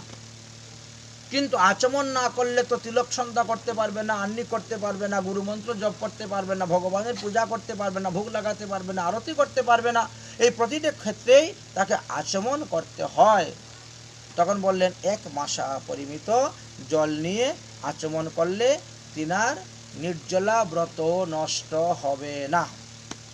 আমাদের কিছু কিছু লোক আছেন, তারা যখন একাদশী আরম্ভ হয় তখন থেকে তারা আরম্ভ করে, আর যখন সমাপ্ত হয় তখন ছেড়ে দেয়। ওরকম নিয়ম নয়। বিকাল 2টার সময় যদি একাদশী আরম্ভ হয়, আপনি 2টার থেকে আরম্ভ করলেন, হবে না। 12টার সময় খাওয়া দাওয়া করে নিলেন আর 2টার থেকে বসে, এরকম নিয়ম নেই, কারণ ওটা দশমী সংযুক্ত হয়ে যাচ্ছে। এই জন্য স্মার্তমতের অধিকাংশ একাদশীই দশমী সংযুক্ত আছে। এই জন্য সেইগুলো ত্যাগ করে শুদ্ধ গোস্বামী মতের যে প্রভাব লেখা আছে সেই অনুসারেই ব্রত করতে হয়। যদি কেউ ভগবানকে নিত্য ভোগ অন্নভোগ দেওয়ার নিয়ম করে থাকেন, তবে তিনি ভগবানকে নিত্য ভোগ দেওয়ার জন্য একাদশী দিনে অন্ন রান্না করে দিতে পারবেন। এটা প্রভাস খণ্ডের দ্বারকা মাহাত্ম্য গ্রন্থেতে লেখা আছে। কিন্তু সেই প্রসাদ অন্য কাউকে তিনি দিতে পারবেন না। সেই প্রসাদটা তিনাকে রেখে দিতে হবে এবং পরের দিন দেওয়া হবে। এই জন্য একাদশী দিবসে যদি কোনো ভিখারিও আপনার বাড়ি ভিক্ষা নিতে আসে, তাকে অন্নদান করা নিষিদ্ধ। তাকে ফল দিয়ে দাও, একটা আলু দিয়ে দাও, টাকা 2টা দিয়ে দাও, কিন্তু অন্নদান করা নিষিদ্ধ। নিজে খাবে না এবং অন্যকেও দান করবে না। এইভাবে একাদশীর বিশেষ বিধানের কথা বর্ণন করে গিয়েছেন। তারপরে বললেন একাদশী দিবসে আর ভোগ লাগানোর একটা বিশেষ বিধান আছে। যারা সদাচারী, প্রসাদভোজী, নিত্য ভগবানকে ভোগ দিয়ে প্রসাদ পান, তারা একাদশী দিবসে কি করবেন? একাদশী দিবসে 3 প্রভুর 3 থালায় ভোগ লাগাবেন। তারপরে সেই ভোগ প্রসাদ দ্বিতীয়বার গদাধর পণ্ডিত, শ্রীবাস পণ্ডিত, গৌর ভক্তবৃন্দকে দেওয়া যাবে না। তৃতীয়বারে সরগোস্বামীকে দেওয়া যাবে না। চতুর্থবারে শ্রী গুরুবর্গ, গুরুদেবকেও নিবেদন করা যাবে না। কারণ এরা নবদ্বীপ লীলাতে সাধক দেখিতে এরা সবাই নির্জলা উপবাস থাকেন, এই জন্য নিবেদন করা নিষিদ্ধ আছে। কিন্তু বৃন্দাবন লীলাতে দেখা গেল সিদ্ধ দেহ মঞ্জুরি স্বরূপে একাদশী ব্রত নাই।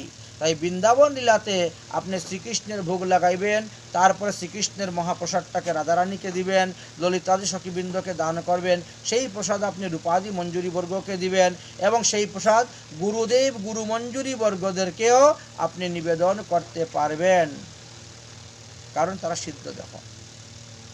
ভক্ত নিজে তাহা গ্রহণ করিবেন না। এই মহাপ্রসাদকে দণ্ডবতে প্রণাম করে বন্দনা করে রেখে দিবেন। এতে প্রসাদের কোনো অবজ্ঞা করা হলো না, কারণ যাহার প্রসাদ তাহাকে সন্তুষ্ট করার জন্যই আমরা এই ব্রত পালন করিতেছি। এই জন্য জগন্নাথপুরীতে মহাপ্রভু যখন প্রকট লীলায় ছিলেন তখনও তিনি একাদশী ব্রত করেছেন। মহাপ্রভুর সঙ্গে যত ভক্তবৃন্দগণ ছিলেন, পার্শ্বদগণ ছিলেন, তারাও একাদশী করেছেন। আর আজ অবধি চতুর্সম্প্রদায়ের যত বৈষ্ণব নীলাচল ধামে বাস করেন, জগন্নাথপুরীতে বাস করেন, তারা সবাই একাদশী ব্রত করেন। কারণ এটা মহাপ্রভুর নির্দিষ্ট পথ, মহাপ্রভুর মত। এই বিষয়ে প্রেম বিবর্তিত নামক গ্রন্থেতে উল্লেখ আছে যে মহাপ্রভু সন্ন্যাস গ্রহণ করার পর জগন্নাথ পুরীতে 18 বৎসর ছিলেন। সন্ন্যাস গ্রহণ করার পরে প্রথম কিছুদিন থেকে তিনি তীর্থ ভ্রমণে বেরিয়ে গেছিলেন। 6 বছর তিনি তীর্থ ভ্রমণ করেছেন, আর বাকি 18 বছর তিনি পুরীতেই ছিলেন। তবে মধ্যে মধ্যে একটু এদিক সেদিকে যেতেন। কিন্তু পরের 12 বছর তিনি কোথায়ও যান নাই, গম্ভীরা মঠ ত্যাগ করে ওই গম্ভীরাতেই তিনি পরে থাকতেন। তো সেই কথাই আলোচনা করছেন। আর মহাপ্রভু প্রত্যেকটি একাদশী ব্রত তিনি নির্জলা করতেন, রাত্রি জাগরণ করতেন, বেদ পাঠ, পুরাণ পাঠ আদি শ্রবণ করতেন। একদিন স্বরূপ দামোদর রায়, রামানন্দ, বক্রেশ্বর পণ্ডিত এবং আরও অন্যান্য ক্ষেত্রবাসী বৈষ্ণব বলতে জগন্নাথপুরী ক্ষেত্রবাসী, জগন্নাথ ক্ষেত্র বাসী বৈষ্ণবগণ সবাই একত্রিত হয়ে তারা রওনা হয়েছেন জগন্নাথের সিংহার আরতি দর্শন করার জন্য। ভোরবেলা গিয়ে জগন্নাথের মঙ্গল আরতি দর্শন করেছেন, দর্শন করে এবার ফিরে এসেছেন সিংহার আরতি দর্শন করবেন। সিংহার আরতি দর্শন করার জন্য এসে উপস্থিত হয়েছেন। তখন পূজারী কি করেছে? পূজারী তখন সব বৈষ্ণবদের হাতে জগন্নাথের মহাপ্রসাদ দিয়ে দিয়েছে। মহাপ্রসাদ একটা প্রবাদ আছে আমাদের যে জগন্নাথের প্রসাদ অন্য ক্ষেত্রে সকলের মান্য, পাইলেই করিবে ভক্ষণ। জগন্নাথের প্রসাদ যদি কেউ আপনার হাতে দেয়, সঙ্গে সঙ্গে আপনি এটাকে গ্রহণ করবেন। এটা দেশ, কাল, পাত্র আর বিচার করা যাবে না। কে এনেছে, কোথার থেকে এনেছে, কেমন করে এনেছে, না, জগন্নাথের মহাপ্রসাদ। জগন্নাথের প্রসাদ অন্য ক্ষেত্রে সকলের মান্য, পাইলেই করিবে ভক্ষণ, এটার নিয়ম। কিন্তু আবার শাস্ত্রে লেখা আছে একাদশী দিবসে অন্ন ভোজন করিবে না। এই যে দুটা নিয়ম, একটা হলো জগন্নাথের প্রসাদ দিলেই গ্রহণ করবে, দ্বিতীয় নিয়ম একাদশী ব্রত হলে অন্ন গ্রহণ করবে না। যদি জগন্নাথের প্রসাদ আপনি ভক্ষণ না করেন তাহলে প্রসাদকে অবজ্ঞা করা হচ্ছে, অবমাননা করা হচ্ছে, এই জন্য তোমার পাপ হচ্ছে, জগন্নাথের মহাপ্রসাদের অবমাননার কারণে পাপ হচ্ছে। আবার যদি আপনি গ্রহণ করে খেয়ে নেন তাহলে একাদশী মহারানীকে অবজ্ঞা করা হচ্ছে, একাদশী মহারানীকে অবজ্ঞার সেই পাপ হয়। তো এইভাবে উভয় সংকটে কোনো এক সময় মহাপ্রভুর পার্ষদগণরা পড়েছিলেন ওই দিনটা। তখন তারা কি করবেন সিদ্ধান্ত খুঁজে পাচ্ছেন না, তাদের মাথায় আর সেই সিদ্ধান্তটা ধরছে না, তারা কি করবেন? তখন মহাপ্রভুর কাছে গিয়ে সবাই উপস্থিত হলেন, সমস্ত ঘটনা খুলে বললেন, আচ্ছা প্রভু, এখন আমরা কি করতে পারি? যদি জগন্নাথের প্রসাদ খাই একাদশী দেবী রুষ্ট হয়ে যাবেন, আর যদি না খাই জগন্নাথ রুষ্ট হয়ে যাবেন, এবার আমাদের কি করা যায়? মহাপ্রভু তখন বিধান দিলেন। প্রভু বলেন, ভক্তির অঙ্গ একাদশীর মানভঙ্গে সর্বনাশ উপস্থিত হবে। এই 64 প্রকার ভক্তির অঙ্গ, তার মধ্যে একটি হলো আমাদের এই একাদশী ব্রত। যদি একাদশী ব্রতেতে আমরা অন্ন গ্রহণ করি তাহলে একাদশীর মানভঙ্গ হবে, আর এতে আমাদের ঘোর অপরাধ হবে, সর্বনাশ উৎপন্ন হবে। তাহলে কি করব?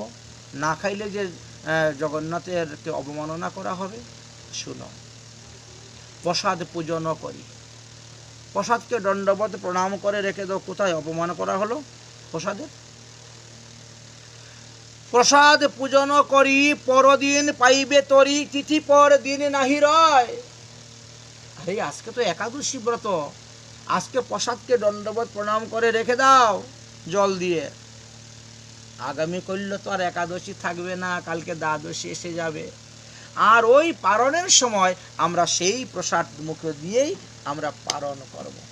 তাহলে একাদশীর মানও রক্ষা হয়ে গেল, আর জগন্নাথের প্রসাদের সম্মানও রক্ষা হয়ে গেল। প্রসাদ পূজন করি পরদিন পাইবে তরি, তিথি পর দিন নাহি রয়। শ্রীহরি বাসর দিনে কৃষ্ণ নাম রসগানে তৃপ্ত হো বৈষ্ণব সুজন। এই একাদশী দিনকে হরিতুষ নিদান বলা হয়েছে। এই দিনে তপস্যার দ্বারা হরি যতটা সন্তুষ্ট হন, অন্য কোনো দান, অন্য কোনো তীর্থ ভ্রমণ এর দ্বারাও ভগবান ততটা সন্তুষ্ট হন না। এই জন্য শ্রীহরি বাসরে কৃষ্ণ নাম রসপানে তৃপ্ত হো বৈষ্ণব সুজন। জিহ্বার মধ্যে একমাত্র কথামৃত দাও, ভগবানের নামামৃত, নাম নাম সুধা পান করতে থাকো। অন্য কোনো রস তোমরা জিহ্বার মধ্যে দিও না। অন্য রস নাহি লও, অন্য কথা নাহি কও, সর্বভোগ করিয়া বর্জন। কোনো গ্রাম্য কথা, সংসারের কথা, আজেবাজে কথা একাদশী দিন বলতে যাবা না। একমাত্র হরি কথা, একমাত্র শাস্ত্র কথা, ভাগবত কথা, শ্রীমদ্ ভাগবত মহাপুরাণে দশম স্কন্ধে শ্রীকৃষ্ণের বাল্যলীলা আদি শ্রবণ করো, করো। তাই বলছেন, অন্য রস নাহি লও, অন্য কথা নাহি কও, সর্বভোগ করিয়া বর্জন। একাদশ ইন্দ্রিয়ের যত ভোগ আছে বর্জন করে রাখো। প্রসাদ ভোজন নিত্য শুদ্ধ বৈষ্ণবের কৃত্য। হ্যাঁ, বৈষ্ণব যারা তারা তো প্রতিদিনই প্রসাদ পায়, অপ্রসাদ না করে তারা গ্রহণ, তারা তো কখনো অপ্রসাদ গ্রহণ করে না। কিন্তু শুদ্ধ একাদশী যবে নিরাহার থাকি তবে পারণেতে প্রসাদ গ্রহণ। যদি আপনি নিরাহার থাকতে না পারেন, নিরম্বর রাখতে না পারেন, তাহলে ভগবানকে আপনি জল, ফল, মূল ভোগ দেন, ভোগ দিয়ে সেটা আপনি গ্রহণ করেন। দেহ রক্ষার জন্য যতটা প্রয়োজন ততটাই গ্রহণ করা হয়। উদর পূরণ করিয়া গ্রহণ করা নিষিদ্ধ আছে। একাদশী দিবসে ভোজনের পর যাতে উদ্গার না আসে। তাই শুদ্ধ একাদশী যবে নিরাহার থাকি তবে পারণেতে প্রসাদ গ্রহণ করবে। হে বৈষ্ণবগণ, এটাই হলো ভক্তির মুখ্য অঙ্গ, এটাই হলো সদাচার। আর এই রূপে করিলে প্রসাদের অবজ্ঞা হবে না, আবার হরিবাসেরও ব্রতের কোনো অবমাননা হবে না, ব্রত রক্ষা হয়ে যাবে। ইহাতে ভক্তিদেবীর কৃপা লাভ হবে, আর ভক্তিদেবীর কৃপাতেই আপনি মুক্তি লাভ করতে পারবেন, ভক্তিদেবীর কৃপাতেই ভগবানের পাদপদ্ম লাভ করতে পারবেন। এই কথা শুনিয়া বৈষ্ণবগণ বড় আনন্দিত হলেন এবং তারা স্ব স্থানে গমন করলেন এবং সেই কথাই সর্বত্র প্রচার করে তারা সেইভাবেই ব্রত করতে শুরু করলেন। বৈষ্ণব সেই সময় হইতেই আজ পর্যন্ত শ্রীক্ষেত্রের বৈষ্ণবগণ একাদশী ব্রত করিয়া থাকেন। জগন্নাথ একাদশীকে বেঁধে রেখে দিয়েছেন, এই জন্য তিনার প্রতিদিন 25 মণ চালের অন্ন ভোগ লাগে। কিন্তু আমরা তো মনুষ্য, আমরা তো জীব, আমাদের কি ক্ষমতা আছে একাদশীকে বেঁধে রেখে দেব? তিনি একাদশীকে বেঁধে রেখেছেন, তার জন্য একাদশী নেই, কিন্তু আমরা তো জীব, আমাদের জন্য একাদশী ব্রত আছে। এই জন্য আমাদেরকে বললেন যে শ্রীক্ষেত্রে বাস করা সত্ত্বেও আমাদিগকে একাদশী ব্রত করতে হবে।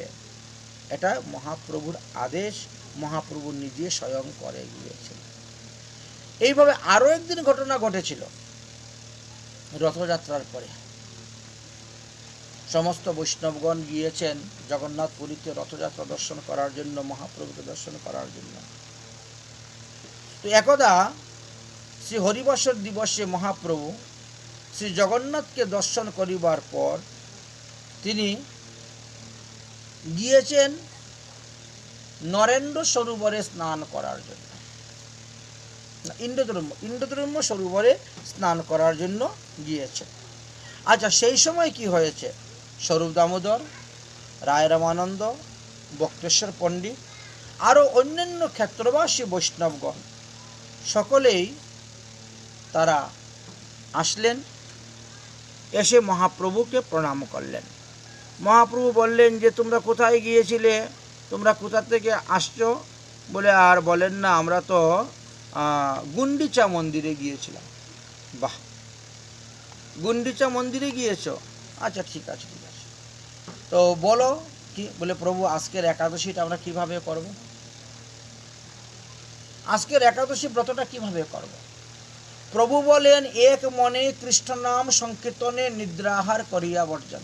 দেখেছেন মহাপ্রভুর বিধান, মহাপ্রভুর মত, মহাপ্রভুর পথ। মহাপ্রভু বললেন যে আজকে এক মনে এক চিত্তে খালি হরিনাম করো, নিদ্রা আহার করিয়া বর্জন, রাত্রিবেলা ঘুমাবে না, আবার কোনো কিছু খাবেও না। কেহ করো নাম সংকীর্তন, কেহ করো দণ্ডবত প্রণাম, কেহ করো শ্রীকৃষ্ণ কথন। কেউ ভগবানকে প্রণাম করো 108টা, কেউ উচ্চস্বরে নাম সংকীর্তন করো, আর কেউ গীতা ভাগবত আদি গ্রন্থ পাঠ করো। শ্রীকৃষ্ণ কথন এক একজন এক একটা করো না, 1 ঘন্টা করে, বাস 24 ঘন্টা এমনি চলে গেল। কথাটা শেষ হয় নাই, মহাপ্রভুর কথাটা শেষ হয় নাই এমন সময় হেনকালে গোপীনাথ পরিচা সার্বভৌম সাদ গুন্ডিচা হইতে প্রসাদ লইয়া আইলা। একাদশী দিবসে গোপীনাথ, সার্বভৌম ভট্টাচার্য আর তিনার যা শিষ্যরা ছিল সবাই মাথার মধ্যে করে একেবারে জগন্নাথের প্রসাদ নিয়ে এসে উপস্থিত। গুন্ডিচা হইতে প্রসাদ লইয়া আইলা। মহাপ্রভু বলছেন কি কি কি প্রসাদ দেখো তো খুলে, যদি ফল প্রসাদ হয় আচ্ছা তাহলে সেবা করা যাবে, অন্য প্রসাদ তো সেবা করা যাবে না, দেখো তো কি আছে। যখন সেই প্রসাদের ভাণ্ডের মুখটা খুললেন তখন দেখেন বাবা, অন্ন ব্যঞ্জন পিঠা পানা পরমান্ন দধি ছানা। মহাপ্রভুর অগ্রেতে ধরিলা, অন্ন ব্যঞ্জন পিঠা পানা পরমান্ন দধি ছানা, মহাপ্রভুর অগ্রেতে ধরিলা। মহাপ্রভু বললেন জগন্নাথ স্বয়ং ভগবান, জগন্নাথ পরম ব্রহ্ম, তিনার জন্য একাদশী নাই, তিনার নামে তো অন্ন ব্যঞ্জন পিঠা পানা ভোগ লাগবেই, পরমান্ন দধি ছানা, কিন্তু আমরা মানুষ, আমাদের এটা খাওয়া উচিত হবে না, দণ্ডবত প্রণাম করে রেখে দাও বাবা, এটা কালকে খাওয়া যাবে। প্রভুর আজ্ঞায় সবে দণ্ডবত করি তবে মহাপ্রসাদ বন্ধন করিলা। দেখলেন পুনরায় সবাই পূর্ববৎ নিজ নিজ কাজে নিজ নিজ ভজনে লেগে গেলেন। সমস্ত রজনী নিত্য গীত বাদ্য সহকারে কাটাইলেন। প্রাতকালে মহাপ্রভু সবাইকে নিয়ে স্নান করতে গেলেন, আর স্নান করে আসার পরে যথাসময়ে পালন করলেন। যথাসময়ে একাদশী ব্রত করলে একাদশী ব্রতের পালনটাও ঠিক সময় মতো করতে হবে। পঞ্জিকার মধ্যে লেখা থাকে এতটা থেকে অতটার মধ্যে তোমাকে একাদশী ব্রতের পালন করতে হবে। এর আগেও করতে পারবেন না, এর পরেও করতে পারবেন না। যদি আগেও করেন আপনার ব্রত নষ্ট হবে, আর পরও করলেও ব্রত নষ্ট হবে। এই জন্য পালনের সময়টা একেবারে মাথায় রাখতে হবে, লক্ষ্য রাখতে হবে। কৃত্বাশ্চৈব উপবাসন্ত যু অশ্নোতি দ্বাদশী দিনে নৈবেদ্যম তুলসী মিশ্র পাপ কোটি বিনাশন। দ্বাদশী দিবসে তুমি যখন পালন করবে তখন ভগবানকে চিরাভোগ দিবে। দ্বাদশীতে চিরাভোগ দিলে আমাদের কৃষ্ণ ভক্তি লাভ হয়। ওই চিরা সহ তুলসী পাতা, ভোগের তুলসী পাতা সহ আপনি হাতে নিবেন। হাতে নিয়ে মন্ত্র বলে ভগবানকে প্রণাম করে সেই প্রসাদ মুখে দেওয়া মাত্রই আপনার পালন করা হয়ে গেল। তুলসী পত্র সংযুক্ত নৈবেদ্য যদি মুখে দিয়ে কেউ পালন করেন তাহলে তার 1 কোটি জন্মের সমস্ত পাপ নষ্ট হয়ে যায়। 1 কোটি জন্মের। এমনি একটা একাদশী 100 জন্মের পাপ নষ্ট করে, কিন্তু একাদশী পালনের মহিমা আরও বেশি। পালনের সময় যদি ভগবানের নৈবেদ্য প্রসাদ তুলসী পত্র মিশ্রিত নিয়ে তিনি পালন করেন তাহলে তিনি 1 কোটি পাপ থেকে মুক্তি লাভ করতে পারেন। এই জন্য পালনটা ঠিক সময় মতো করতে হবে, পালনে কখনো ভুল করবেন না। একাদশী সংযুক্ত দ্বাদশীতে ব্রত করলে আমাদেরকে দ্বাদশীর মধ্যেই পালন করতে হয়, এবং মহাদ্বাদশী পালন করলে আমরা ত্রয়োদশীতে পালন করে থাকি। পারণং অন্যং সম্পদ্যম দ্বাদশ্যং যো ব্যতিক্রমে ত্রয়োদশ্যন্ত ভুঙ্ক্তব্যং শতজন্মাতি নরকি। আমরা অম্বরীশ মহারাজের চরিত্রের মধ্যে আমরা দেখেছি উনি একাদশী সংযুক্ত দ্বাদশীতে ব্রত করতেন। নিয়ম হয়েছে একাদশী সংযুক্ত দ্বাদশীতে ব্রত করলে দ্বাদশীতেই আপনাকে পালন করতে হবে, কখনো ত্রয়োদশীতে গিয়ে পালন করা যাবে না। একাদশী সংযুক্ত দ্বাদশীতে ব্রত করলেন, আর যদি কেউ পালন করতে গিয়ে ভুল করে তাহলে 100 জন্ম তাকে নরকে গিয়ে ভোগ করতে হয়, নরক যন্ত্রণা ভোগ করতে হয়। এই জন্য একাদশী সংযুক্ত দ্বাদশীতে ব্রত করলে দ্বাদশীর মধ্যেই আমরা পালন করব। আর যদি শুদ্ধ দ্বাদশী করি বা মহাদ্বাদশী ব্রত করি তখন ত্রয়োদশীতে পালনের কথা বর্ণন করে গিয়েছেন। সুতরাং আপনারা স্মার্তমত কখনো পালন করবেন না, অর্থাৎ দশমী সংযুক্ত একাদশী ব্রত কখনো করতে যাবেন না। এই বিষয়ে নারদ পুরাণে অনেক তত্ত্ব কথা বলা আছে। দশমী একাদশী বিদ্যা পরতম দ্বাদশী ন চেত দ্বাদশী তো ত্রয় উপবাস ত্রয়োদশাস্ত পারণম। দশমী বিদ্যা একাদশীতে কোনোদিনও ব্রত করবেন না। শুদ্ধ একাদশীতে ব্রত করেন, নাহলে একাদশী সংযুক্ত দ্বাদশীতে ব্রত করেন, না হলে শুদ্ধ দ্বাদশীতে ব্রত করিয়া ত্রয়োদশীতে পালন করবেন। পালনের দিনেও একবার মাত্র ভোজন করবেন। পালনের পরে যারা আমিষ বুঝি আছেন তারা পালনের দিন কোনো আমিষ গ্রহণ করবেন না। দশমী দিবসে যেমন আমিষ গ্রহণ করা নিষিদ্ধ, ঠিক তেমনিভাবে পালনের দিনও আমিষ গ্রহণ করা নিষেধ আছে। আমিষ গ্রহণগুলা নিজের ব্যক্তিগত মতগত তো নয়, শাস্ত্রে কিছু কিছু দিন নির্দিষ্ট দেওয়া আছে। ওই দিনগুলা না মেনে যদি কেউ পশুর মতন আমিষ গ্রহণ করে যান তাহলে তার রোগ সুখ ব্যাধি তো হবেই, পাপ উৎপন্ন হবে, সেই পাপের ফল কর্মের ফল তাকে ভোগ করতে হবে। তাই বলছেন পালনের দিনও গায়েতে সর্ষের তেল মাখা নিষিদ্ধ আছে, মধু খাওয়া নিষিদ্ধ আছে, মাছ মাংস মদ ব্যায়াম ক্রোধ স্ত্রী সহবাস দন্ত ধাবন ইত্যাদি বর্জনের কথা বর্ণন করে গিয়েছেন। মহাদেব কাশীখণ্ডতে বলেছিলেন যে উপবাস্যে তথা শ্রাদ্ধে ন খাদ্যন্তু দন্ত ধাবনম ধাবনাৎ দন্তম কাষ্টম সংযুক্তম হন্তি সপ্তকুলানি বই। পিতামাতার শ্রাদ্ধের দিবসে, একাদশী আদি ব্রতের দিবসে যে ব্যক্তি দন্ত ধাবন করেন তাকে তার সপ্তকুল বিনাশ হয়। এই জন্য শ্রাদ্ধের পরে গিয়ে দন্ত ধাবন করতে হয়। আগে কি করবেন, 11 বার বা 12 বার মুখে জল নিয়ে কুলুকুচি করে মুখ শুদ্ধ করে নিতে হয়। আচ্ছা, আমাদের বিভিন্ন পঞ্জিকাতে দেখা যায়, কোনো পঞ্জিকায় বলছে আজকে ব্রত করো, কোনো পঞ্জিকায় বলছে কালকে ব্রত করো, কোনো পঞ্জিকায় বলছে পরশু দিন ব্রত করো। ইউটিউব খুললে পরে তো আপনাদের মাথা খারাপ হয়ে যায়। ইউটিউবের এক একজন এক এক কথা বলতেছে, এক এক সিদ্ধান্ত দেখাচ্ছে, তখন আমরা কোনটা করব? কেউ বলছে শুক্রবারে করো, কেউ বলছে শনিবারে করো, কেউ বলছে বৃহস্পতিবারে করো। বড় বিপদ, কোনটা করবে? বিবাদেশী চো সর্বেষু দ্বাদশাং সমুপাসিতম। যখন দেখবেন এক একজনের এক এক মত প্রকাশ করছে, আপনি কোনটায় যাবেন? বলে কারোর মত যাবেন না, সোজাসুজি পঞ্জিকা দেখে দ্বাদশীতে ব্রত করবেন। সোজাসুজি পঞ্জিকা দেখে দ্বাদশীতে আপনি ব্রত আচরণ করুন। বিবাদেশু চো সর্বেষু দ্বাদশাং সমুপবাস, বা চোখ মেজে দ্বাদশীতে উপবাস করে। দয়ু বিবাদয়, দুই পঞ্জিকা দুই মত দিচ্ছে। দয়ু বিবাদয় শ্রুতা দ্বাদশী সমুপাসিক, কেউ বলছে আজ করো, কেউ বলছে কাল করো। তাহলে কি করবেন? বলে দ্বাদশীতে ব্রত করে ত্রয়োদশীতে পালন করুন। পারণো ত্রয়োদশান্তম শাস্ত্র নির্ণয় জ্ঞায়ম। শাস্ত্রে বলছেন আপনি শুদ্ধ দ্বাদশীতে ব্রত করে ত্রয়োদশীতে পালন করেন। এই বহু লোকের বাক্য শ্রবণ করতে গিয়ে আপনি বিপদে পড়ে যাবেন।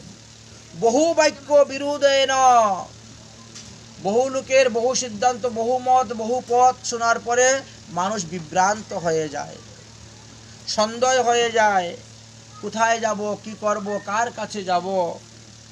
বহু বাক্য বিধানেনম সন্দেহ জায়তে যদা উপাস্য দ্বাদশীং যত্র ত্রয়োদশান্ত পারণম।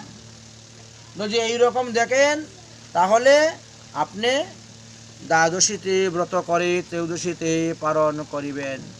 অতএব বেদান্ত পারগামী, বেদান্ত বেত্তবিদ পণ্ডিতগণ সহস্র সংখ্যক গোদান করিলে যেই ফল লাভ করতে পারেন, তার চাইতে কোটি গুণ বেশি পুণ্য ফল লাভ করতে পারবেন এই একাদশী ব্রতের দ্বারা।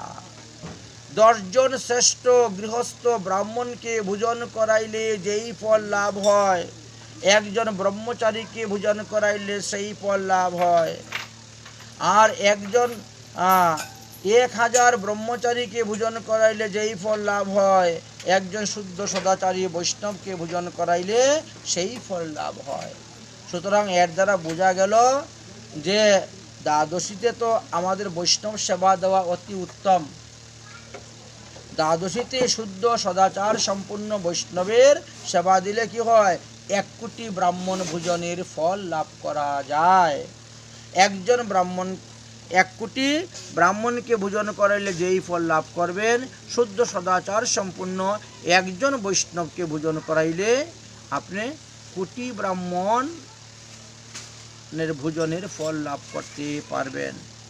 এই যে একাদশী দিন ব্রত থাকবেন এবং দ্বাদশী দিনে আপনারা যে পালন করবেন, পালনের সময়ে ভগবানের মহাপ্রসাদ হাতে নেবেন। ভগবানের মহাপ্রসাদ হাতে নিয়ে কি বলবেন? বলবেন অজ্ঞান তিমিরান্ধস্য ব্রতে অনেনা কেশব প্রসিদ্ধ সন্মুখ নাত শুদ্ধ ভক্তি প্রদীয়তাম। অর্থাৎ হে কেশব, আমি অজ্ঞান অন্ধকারে পতিত হয়ে রহিয়াছি। এই একাদশী ব্রতের দ্বারা আপনি প্রসন্ন হন, আমার প্রতি আমার সম্মুখে প্রকট হন, আমাকে শুদ্ধ ভক্তি তত্ত্বজ্ঞান প্রদান করুন। প্রথম। দ্বিতীয় মন্ত্র হল তব প্রসাদ স্বীকারাত কীর্তম ইয়ত পারণং ময়া ব্রতে অনেন সন্তুষ্ট স্বস্তিং ভক্তি প্রয়শ্চতু মে। প্রয়শ্চ মে। হে প্রভু, ভবদীয় আপনার প্রসাদ আমি হাতে নিয়েছি পালন করার জন্য।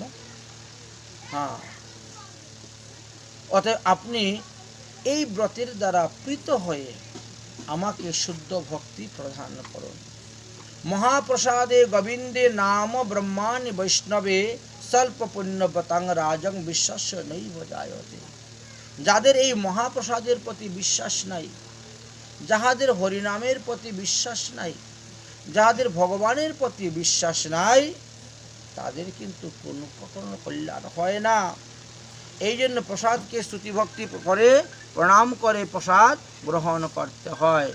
শরীর বিদ্যা জাল জনন্ডিয় তাহে কালো জীবে পেলে বিষম সাগরে, তার মধ্যে জিহ্বায় অতি লোভময় সুদর্মতি তারিতে যা কঠিন সংসারে, কৃষ্ণ বড় দয়াময় করিবারে জিহ্বার জয় সপসাদ অন্ন দিলেন ভাই, সেই অন্নামৃত পাও রাধা কৃষ্ণের গুণ গাও প্রেমী ডাকো চৈতন্য নিতাই।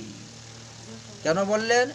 এই যে জিহ্বা ইন্দ্রিয় না বড় দুর্বার, এই জিহ্বার লালসায় যারা ইতি উতি ধায়, বলে কৃষ্ণ উদর পরায়ণ কবু কৃষ্ণ নাহি পায়। তাই ভগবানকে পেতে গেলে জিহ্বার লালসা আমাদেরকে ত্যাগ করতে হবে। যত আশা করবেন ততই দুঃখ পাবেন। আশাই পরম দুঃখ, নিরাশা পরম সুখ। আমাদের দেহ ধারণের জন্য খাদ্যের প্রয়োজন, খাওয়ার জন্য আমাদের বেঁচে থাকার প্রয়োজন নয়, বেঁচে থাকার জন্য আমাদের খাবার খেতে হয়। তাই যতটুকু খাবারের দ্বারা আমাদের দেহ পুষ্ট হয় ততটুকুই প্রয়োজন।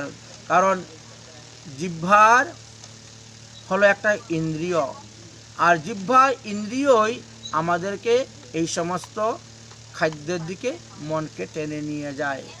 সুতরাং আমরা যদি অভ্যাস করি তো অবশ্যই তাকে ত্যাগ করতে পারবো। কারণ শরীরের নাম মহাশয়, যাহা সইবে তাহাই সয়। অতএব এই শরীরটা এমনভাবেই ভগবান তৈরি করেছেন, আমরা যেভাবে তাকে শোয়াবো সেইভাবেই সেটা হয়ে যাবে। যেমন তেমন লয়, বলছেন 3 দিন করলেই হয়।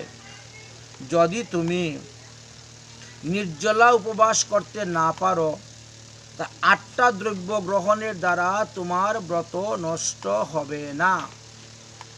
বললেন অসমর্থব্য শরীরস্য ব্রতে বা উপবাস স্থিত। যদি তুমি নিজে ব্রত না করতে পারো, তোমার পরিবারের অন্য কাউকে দিয়ে ব্রত করাতে পারো। বুঝেছেন? আমাদের অনেকে আছে স্বামী করে না ব্রত, তো আমি করব কেন স্ত্রী? এরকম কোনো নিয়ম নেই। স্ত্রী যদি ব্রত করে সেই পুণ্যফল স্বামীকে দান করে, তবুও তার কল্যাণ। তো 8 প্রকার দ্রব্য আমরা গ্রহণ করলে ব্রত নষ্ট হয় না। প্রথমে বললেন জল, তারপরে বললেন ফল, তারপরে বললেন মূল, আলু ইত্যাদি। আচ্ছা, তারপরে কি বললেন? বলে হ্যাঁ, কাঁচা কলা, পেঁপে, সন্দুক লবণ, গোলমরিচ, গভ্যঘৃত ইত্যাদি সেবন করতে হবে। আচ্ছা, বেশি যদি অসুস্থ হয়ে পড়েন, বলে তাহলে ঔষধও খেতে পারবেন।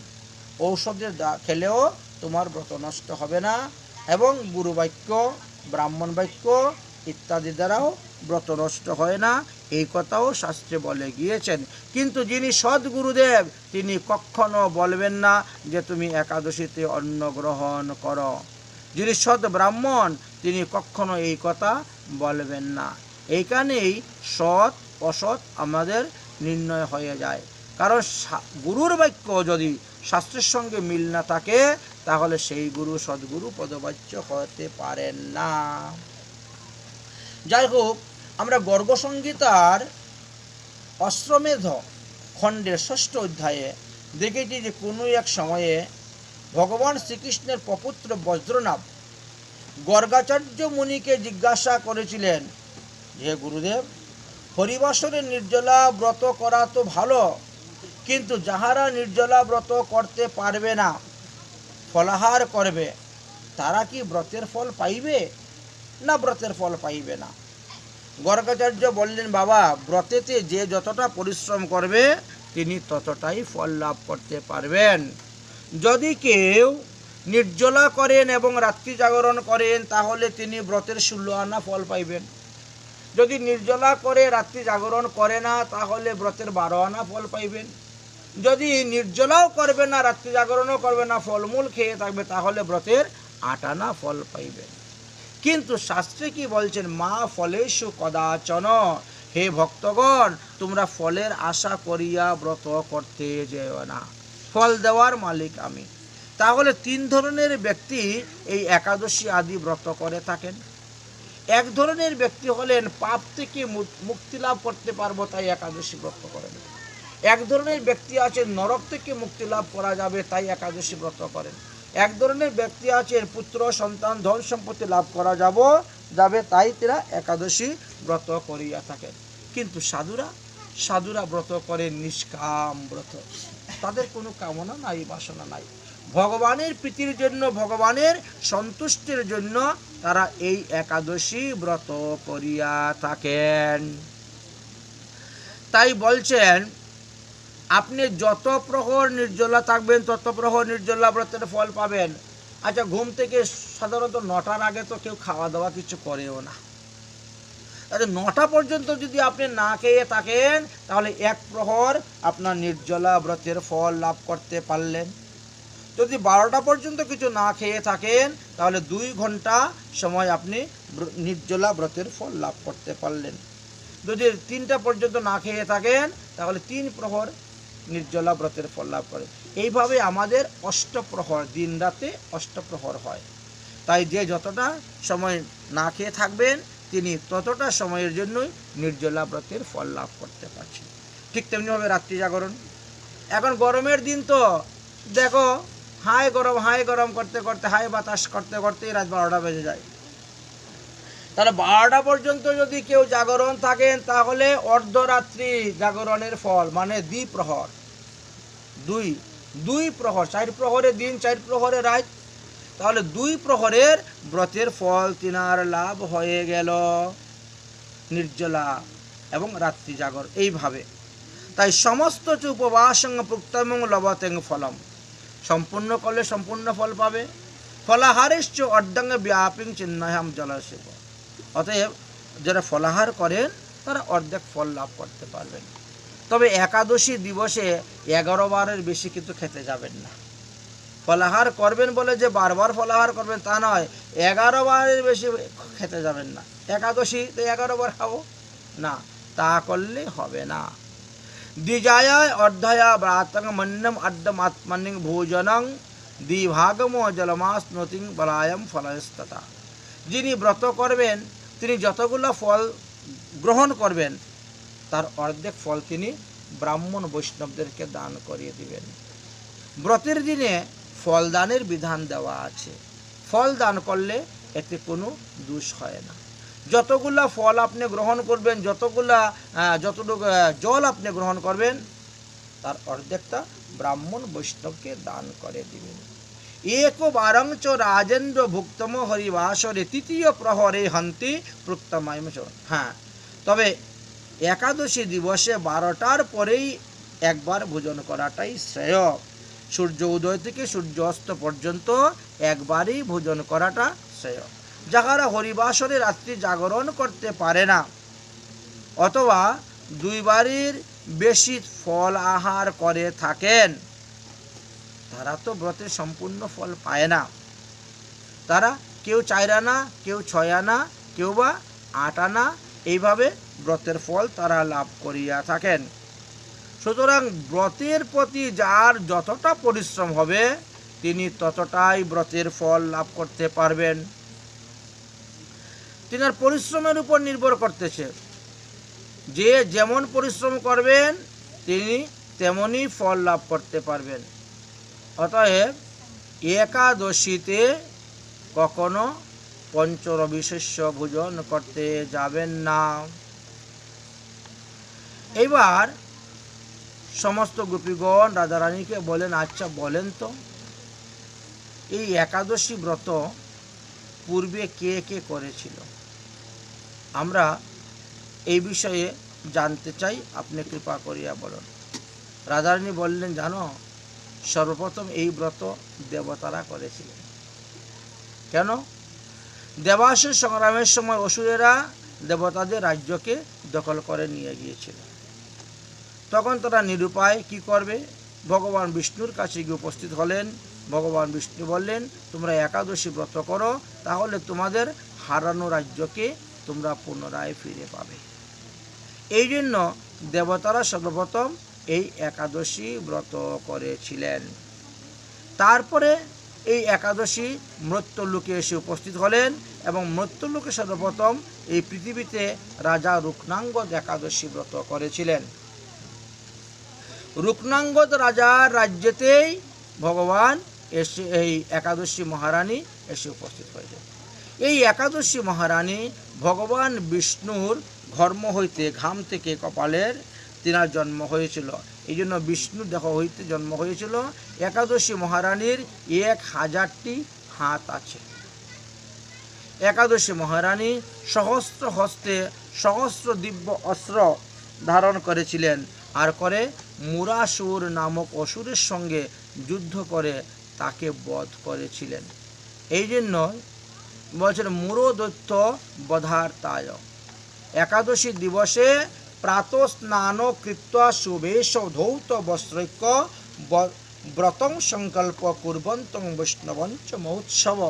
বড় ধুমধামের সহিত একাদশী ব্রত অনেক রাজরাজারা পালন করতেন। রুক্নাঙ্গদ রাজা পর্যন্ত পালন করতেন। তাই দশমী দিবসে বা একাদশী দিবসে সকালবেলা সূর্য উদয়ের আগেই স্নান করে, সন্ধ্যা আহ্নিক করে, ভগবানের পূজা করে, ভগবানের চরণে সংকল্প মন্ত্র পাঠ করে এবার আপনি একাদশী ব্রত আরম্ভ করবেন। কারণ ভগবানের কৃপাতেই তোমার এই একাদশী ব্রততে কোনো রকম দুঃখ বা কষ্ট উৎপন্ন হবে না। দুঃখ কষ্ট উৎপন্ন হবে না। এই একাদশী মহারানী মাঘ মাসের কৃষ্ণপক্ষে একাদশী দিবসে উৎপন্ন হয়েছিলেন। এই জন্য ওই দিনের একাদশীর নাম উৎপন্না একাদশী বলা হয়েছে।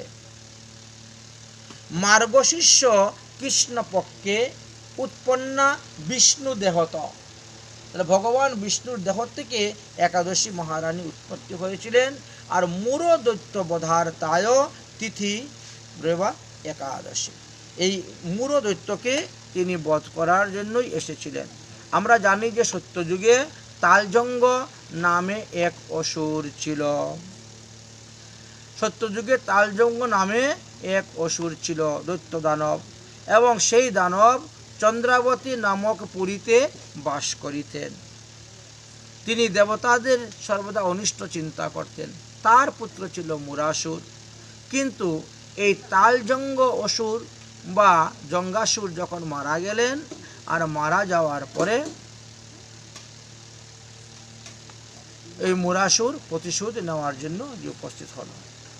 এই যে তালজঙ্গ নামক অসুর, এই অসুরকে ভগবান বিষ্ণু বধ করেছিলেন। আমাদের মথুরা থেকে একটু দূরে লৌহবন নামক বন আছে, সেইখানে বধ করেছিলেন। তাই এখনো সেই জঙ্গাসুরের জঙ্ঘাটা আছে। কোমর থেকে পা পর্যন্ত এটা পাথর হয়ে আছে, লোহা হয়ে আছে, এই জন্য লৌহবন নামে পরিচিত। তো যাই হোক, ভগবান এইভাবে ভগবত কৃপায় আমাদের পৃথিবীতে এসে একাদশী মহারানী উপস্থিত হয়েছিলেন এবং রাজা রুক্নাঙ্গদ সর্বপ্রথম এই একাদশী ব্রত করেছিলেন। একাদশী সমং কিঞ্চিত পাপং নাত্র ন বিদ্যতে।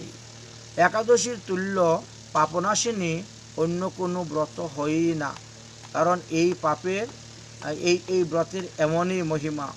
তা আমাদের প্রতি মাসে 2টা করে একাদশী, 12 মাসে আমাদের 24টা একাদশী হয়।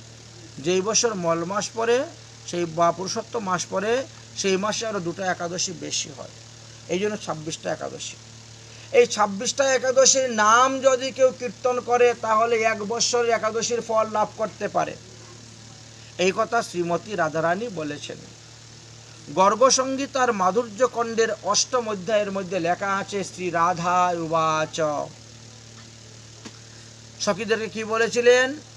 উৎপত্তিশ্চ তথা মোক্ষা সফলাশ্চ ততো পরম পুত্রদা ষট তিলাশ্চৈব জয়া চ বিজয়াস্ততঃ।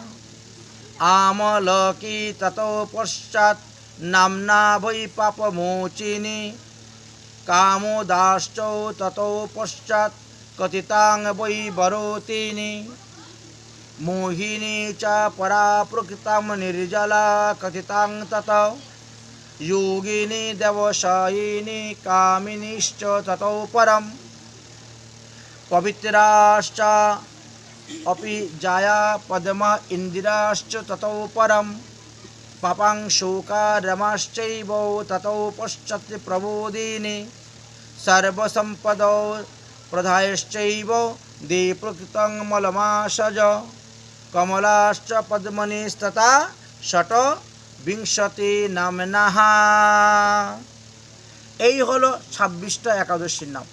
আচ্ছা, আমি বাংলা ভাষায় এই 26টা একাদশীর নাম বলতেছি, আপনারা আমার সঙ্গে সঙ্গে বলবেন, দেখবেন এই এক বৎসরের একাদশী ব্রতের ফল আপনাদের লাভ হয়ে যাবে।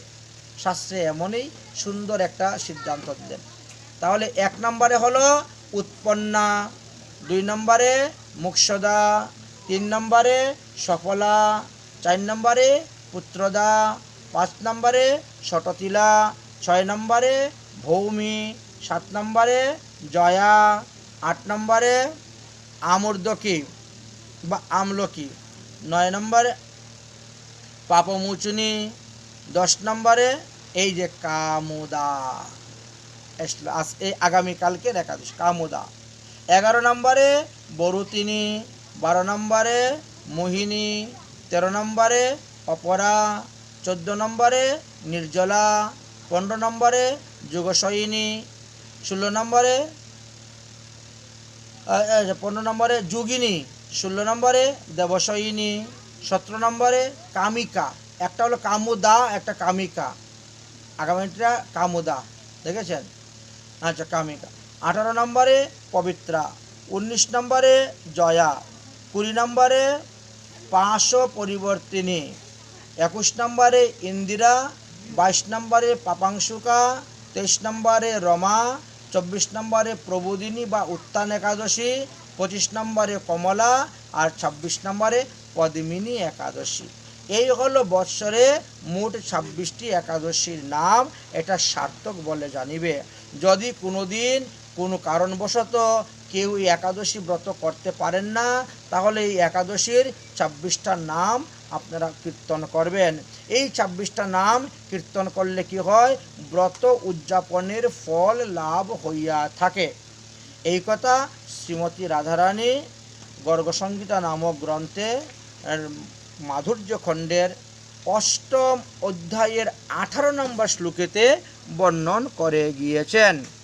রাধারানী বললেন যে ষটবিংশতি নামনাঃ একাদশ্যাঃ য পঠেচ্চয় সংবৎসরো দ্বাদশানাং ফলমাপ্নোতি স অপিহি।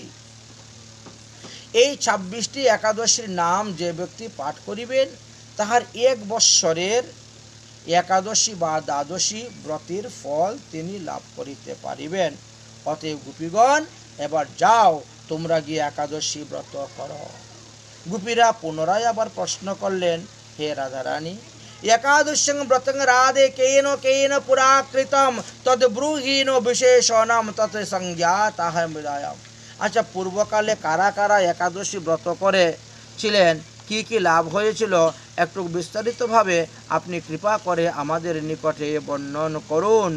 তখন শ্রীমতী রাধারানী ব্রজের গোপীদেরকে বললেন যে, হে ব্রজের গোপীগণ, আদৌ দেব কৃত্য গুপ্যং বরম একাদশী ব্রতম ভ্রষ্ট রাজস্ব লাভার্তায় দৈত্যানাং নাশায়শ্চ।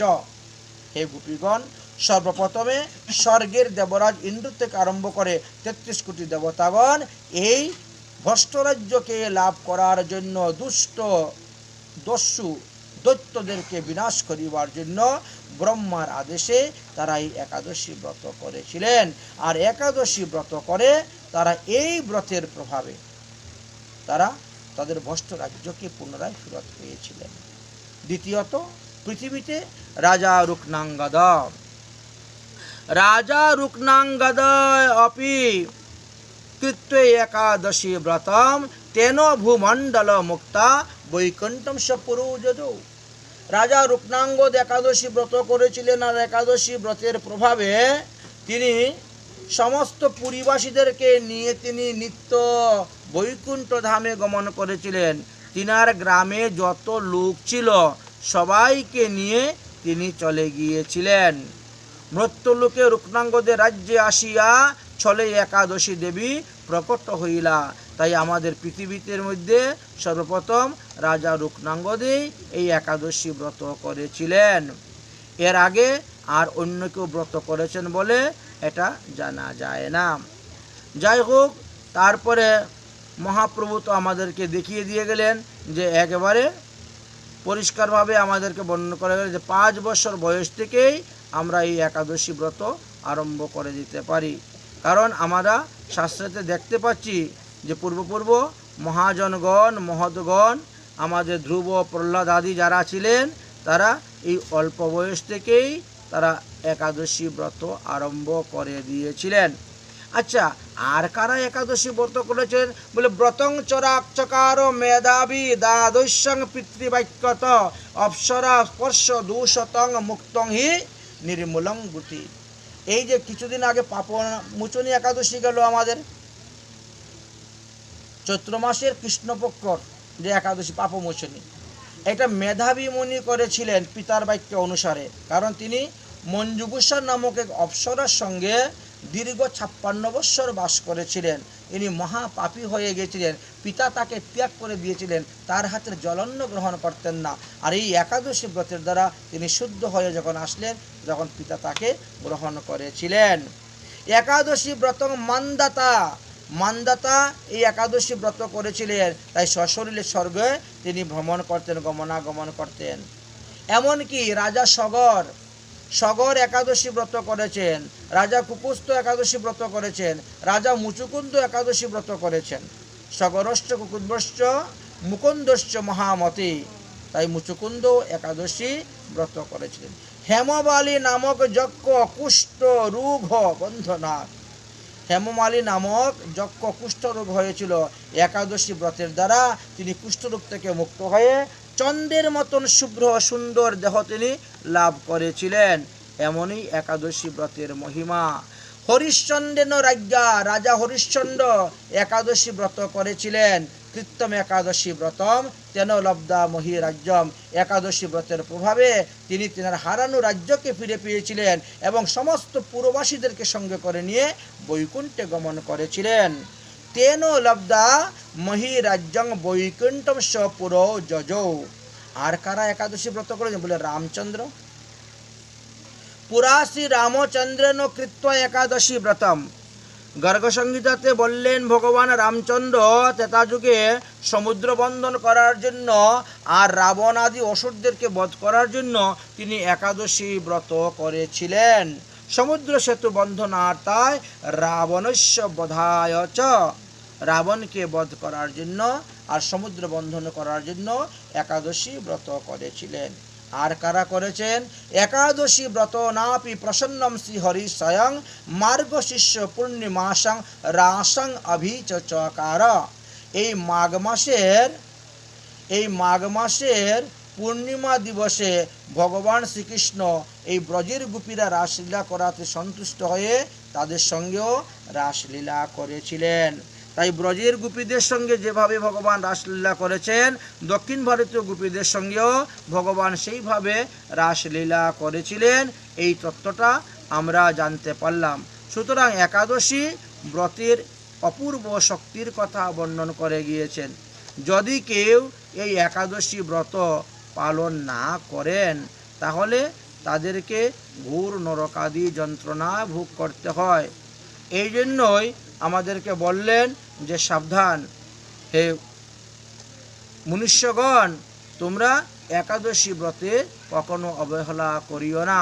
শ্রদ্ধার সহিত, ভক্তির সহিত, প্রেমের সহিত এবং নিষ্ঠার সহিত এই একাদশী ব্রত পালন করে যাও, তাহলে ভগবান তোমাদের প্রতি সন্তুষ্ট হবেন, তোমাদের মনোবাসনা পূর্ণ করবেন আর তোমরা ভগবত কৃপাতে তোমরা পুনরপি জননম পুনরপি মরণম পুনরপি মাতৃ জঠরে শয়নম, এই তিতাব জ্বালা থেকে মুক্তি লাভ করতে পারবে। তাহলে এই পর্যন্তই আমরা আজকের মতন হরিকথা আস্বাদনের বিশ্রাম দিচ্ছি। শ্রীমৎ মহাপ্রভুর কৃপা হলে আগামী করল আমরা এই হরিকথা আস্বাদন করব। যেহেতু আগামী করল একাদশী দিনে ভগবানের লীলাকথা আস্বাদন করা শ্রবণ। কারণ এই হরিকথাটা হলো আত্মার খোরাক, আর খিচুড়ি হলো দেহের খোরাক, বুঝেছেন? তো দেহের খোরাক যেমন প্রয়োজন, আত্মার খোরাকও প্রয়োজন। আত্মার খোরাক দিলে পরে কি হয়? আত্মা পুষ্টি লাভ হয়, আত্মার ঊর্ধ্বগতি হয়। এই জন্য আত্মার খোরাক এই হরিকথা, এই হরিনাম। বেশি করে হরিনাম জপ করবেন। একাদশী দিবসে হরিনাম বেশি করলে বেশি ফল, শতগুণ বেশি ফল লাভ হয় অন্যান্য দিনের চাইতে। আজকের দিনে আপনি যে পুণ্য ফল লাভ করছেন তার থেকে 100 গুণ বেশি পুণ্য ফল লাভ করতে পারবেন আগামী করল। এই জন্যই একাদশী দিবসে যা কিছু করা হয় সৎকর্ম পুণ্যকর্ম, এগুলো অক্ষয় অব্যয় অমর হয়ে থাকে এবং শতগুণ বেশি ফল লাভ করা যায়। এই জন্য তুলসীর মালা কণ্ঠে ধারণ, ঊর্ধ্বপুণ্ড তিলক রচনা করিয়া, বিষ্ণু মন্ত্রে দীক্ষা গ্রহণ করিয়া যদি কেউ যা করিবে তাহার ফলই লাভ করতে পারবে। কিন্তু দীক্ষা গ্রহণ যদি না করে, জপ তপ তন্ত্র মন্ত্র দীক্ষাই মূল হয়, দীক্ষা ভিন্ন সর্বকার্য হইবে ক্ষয়। দান করেন, জপ করেন, তপ করেন, তীর্থ ভ্রমণ করেন, এইগুলা পুণ্য থাকে না, এই সঙ্গে সঙ্গেই শেষ হয়ে যায়। আর ঊর্ধ্বপুণ্ড তিলক ধারণ, তুলসীর মালা ধারণ, বিষ্ণু মন্ত্রে দীক্ষা গ্রহণের দ্বারা পুণ্য ফল করলে অক্ষয় অব্যয় অমর হয়ে থাকে। তাই একাদশী মহারানীর ব্রত দ্বারা আমরা ভগবানকে লাভ করতে পারবো। শ্রীমতী রাধারানীর আদেশে ব্রজের গোপীগণ লাভ করেছেন। অতএব এই কারণে তো ভগবানের আদেশেই তো সমস্ত বেদ বেদান্ত শাস্ত্র পুরাণে দেওয়া আছে। অতএব তিনার আদেশকে শিরোধার্য করে আজকের মতন একাদশী মহারানীর ব্রত কথা সমাপ্ত করে। বলো একাদশী মহারানী কি, শ্রী কামোদা একাদশী কি, চৈত্র শুক্লপক্ষ একাদশী কি। জয় জয় শ্রী রাধেশ্যাম, নিতাই গৌর হরি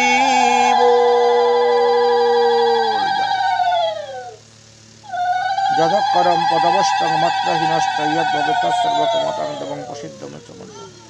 ওম সর্বভবন্তু সুখিনঃ সর্বে সন্তু নিরাময়া সর্বে ভদ্রাণি পশ্যন্তু মা কশ্চিৎ দুঃখভাগ্। ওম শান্তি, ওম শান্তি, ওম।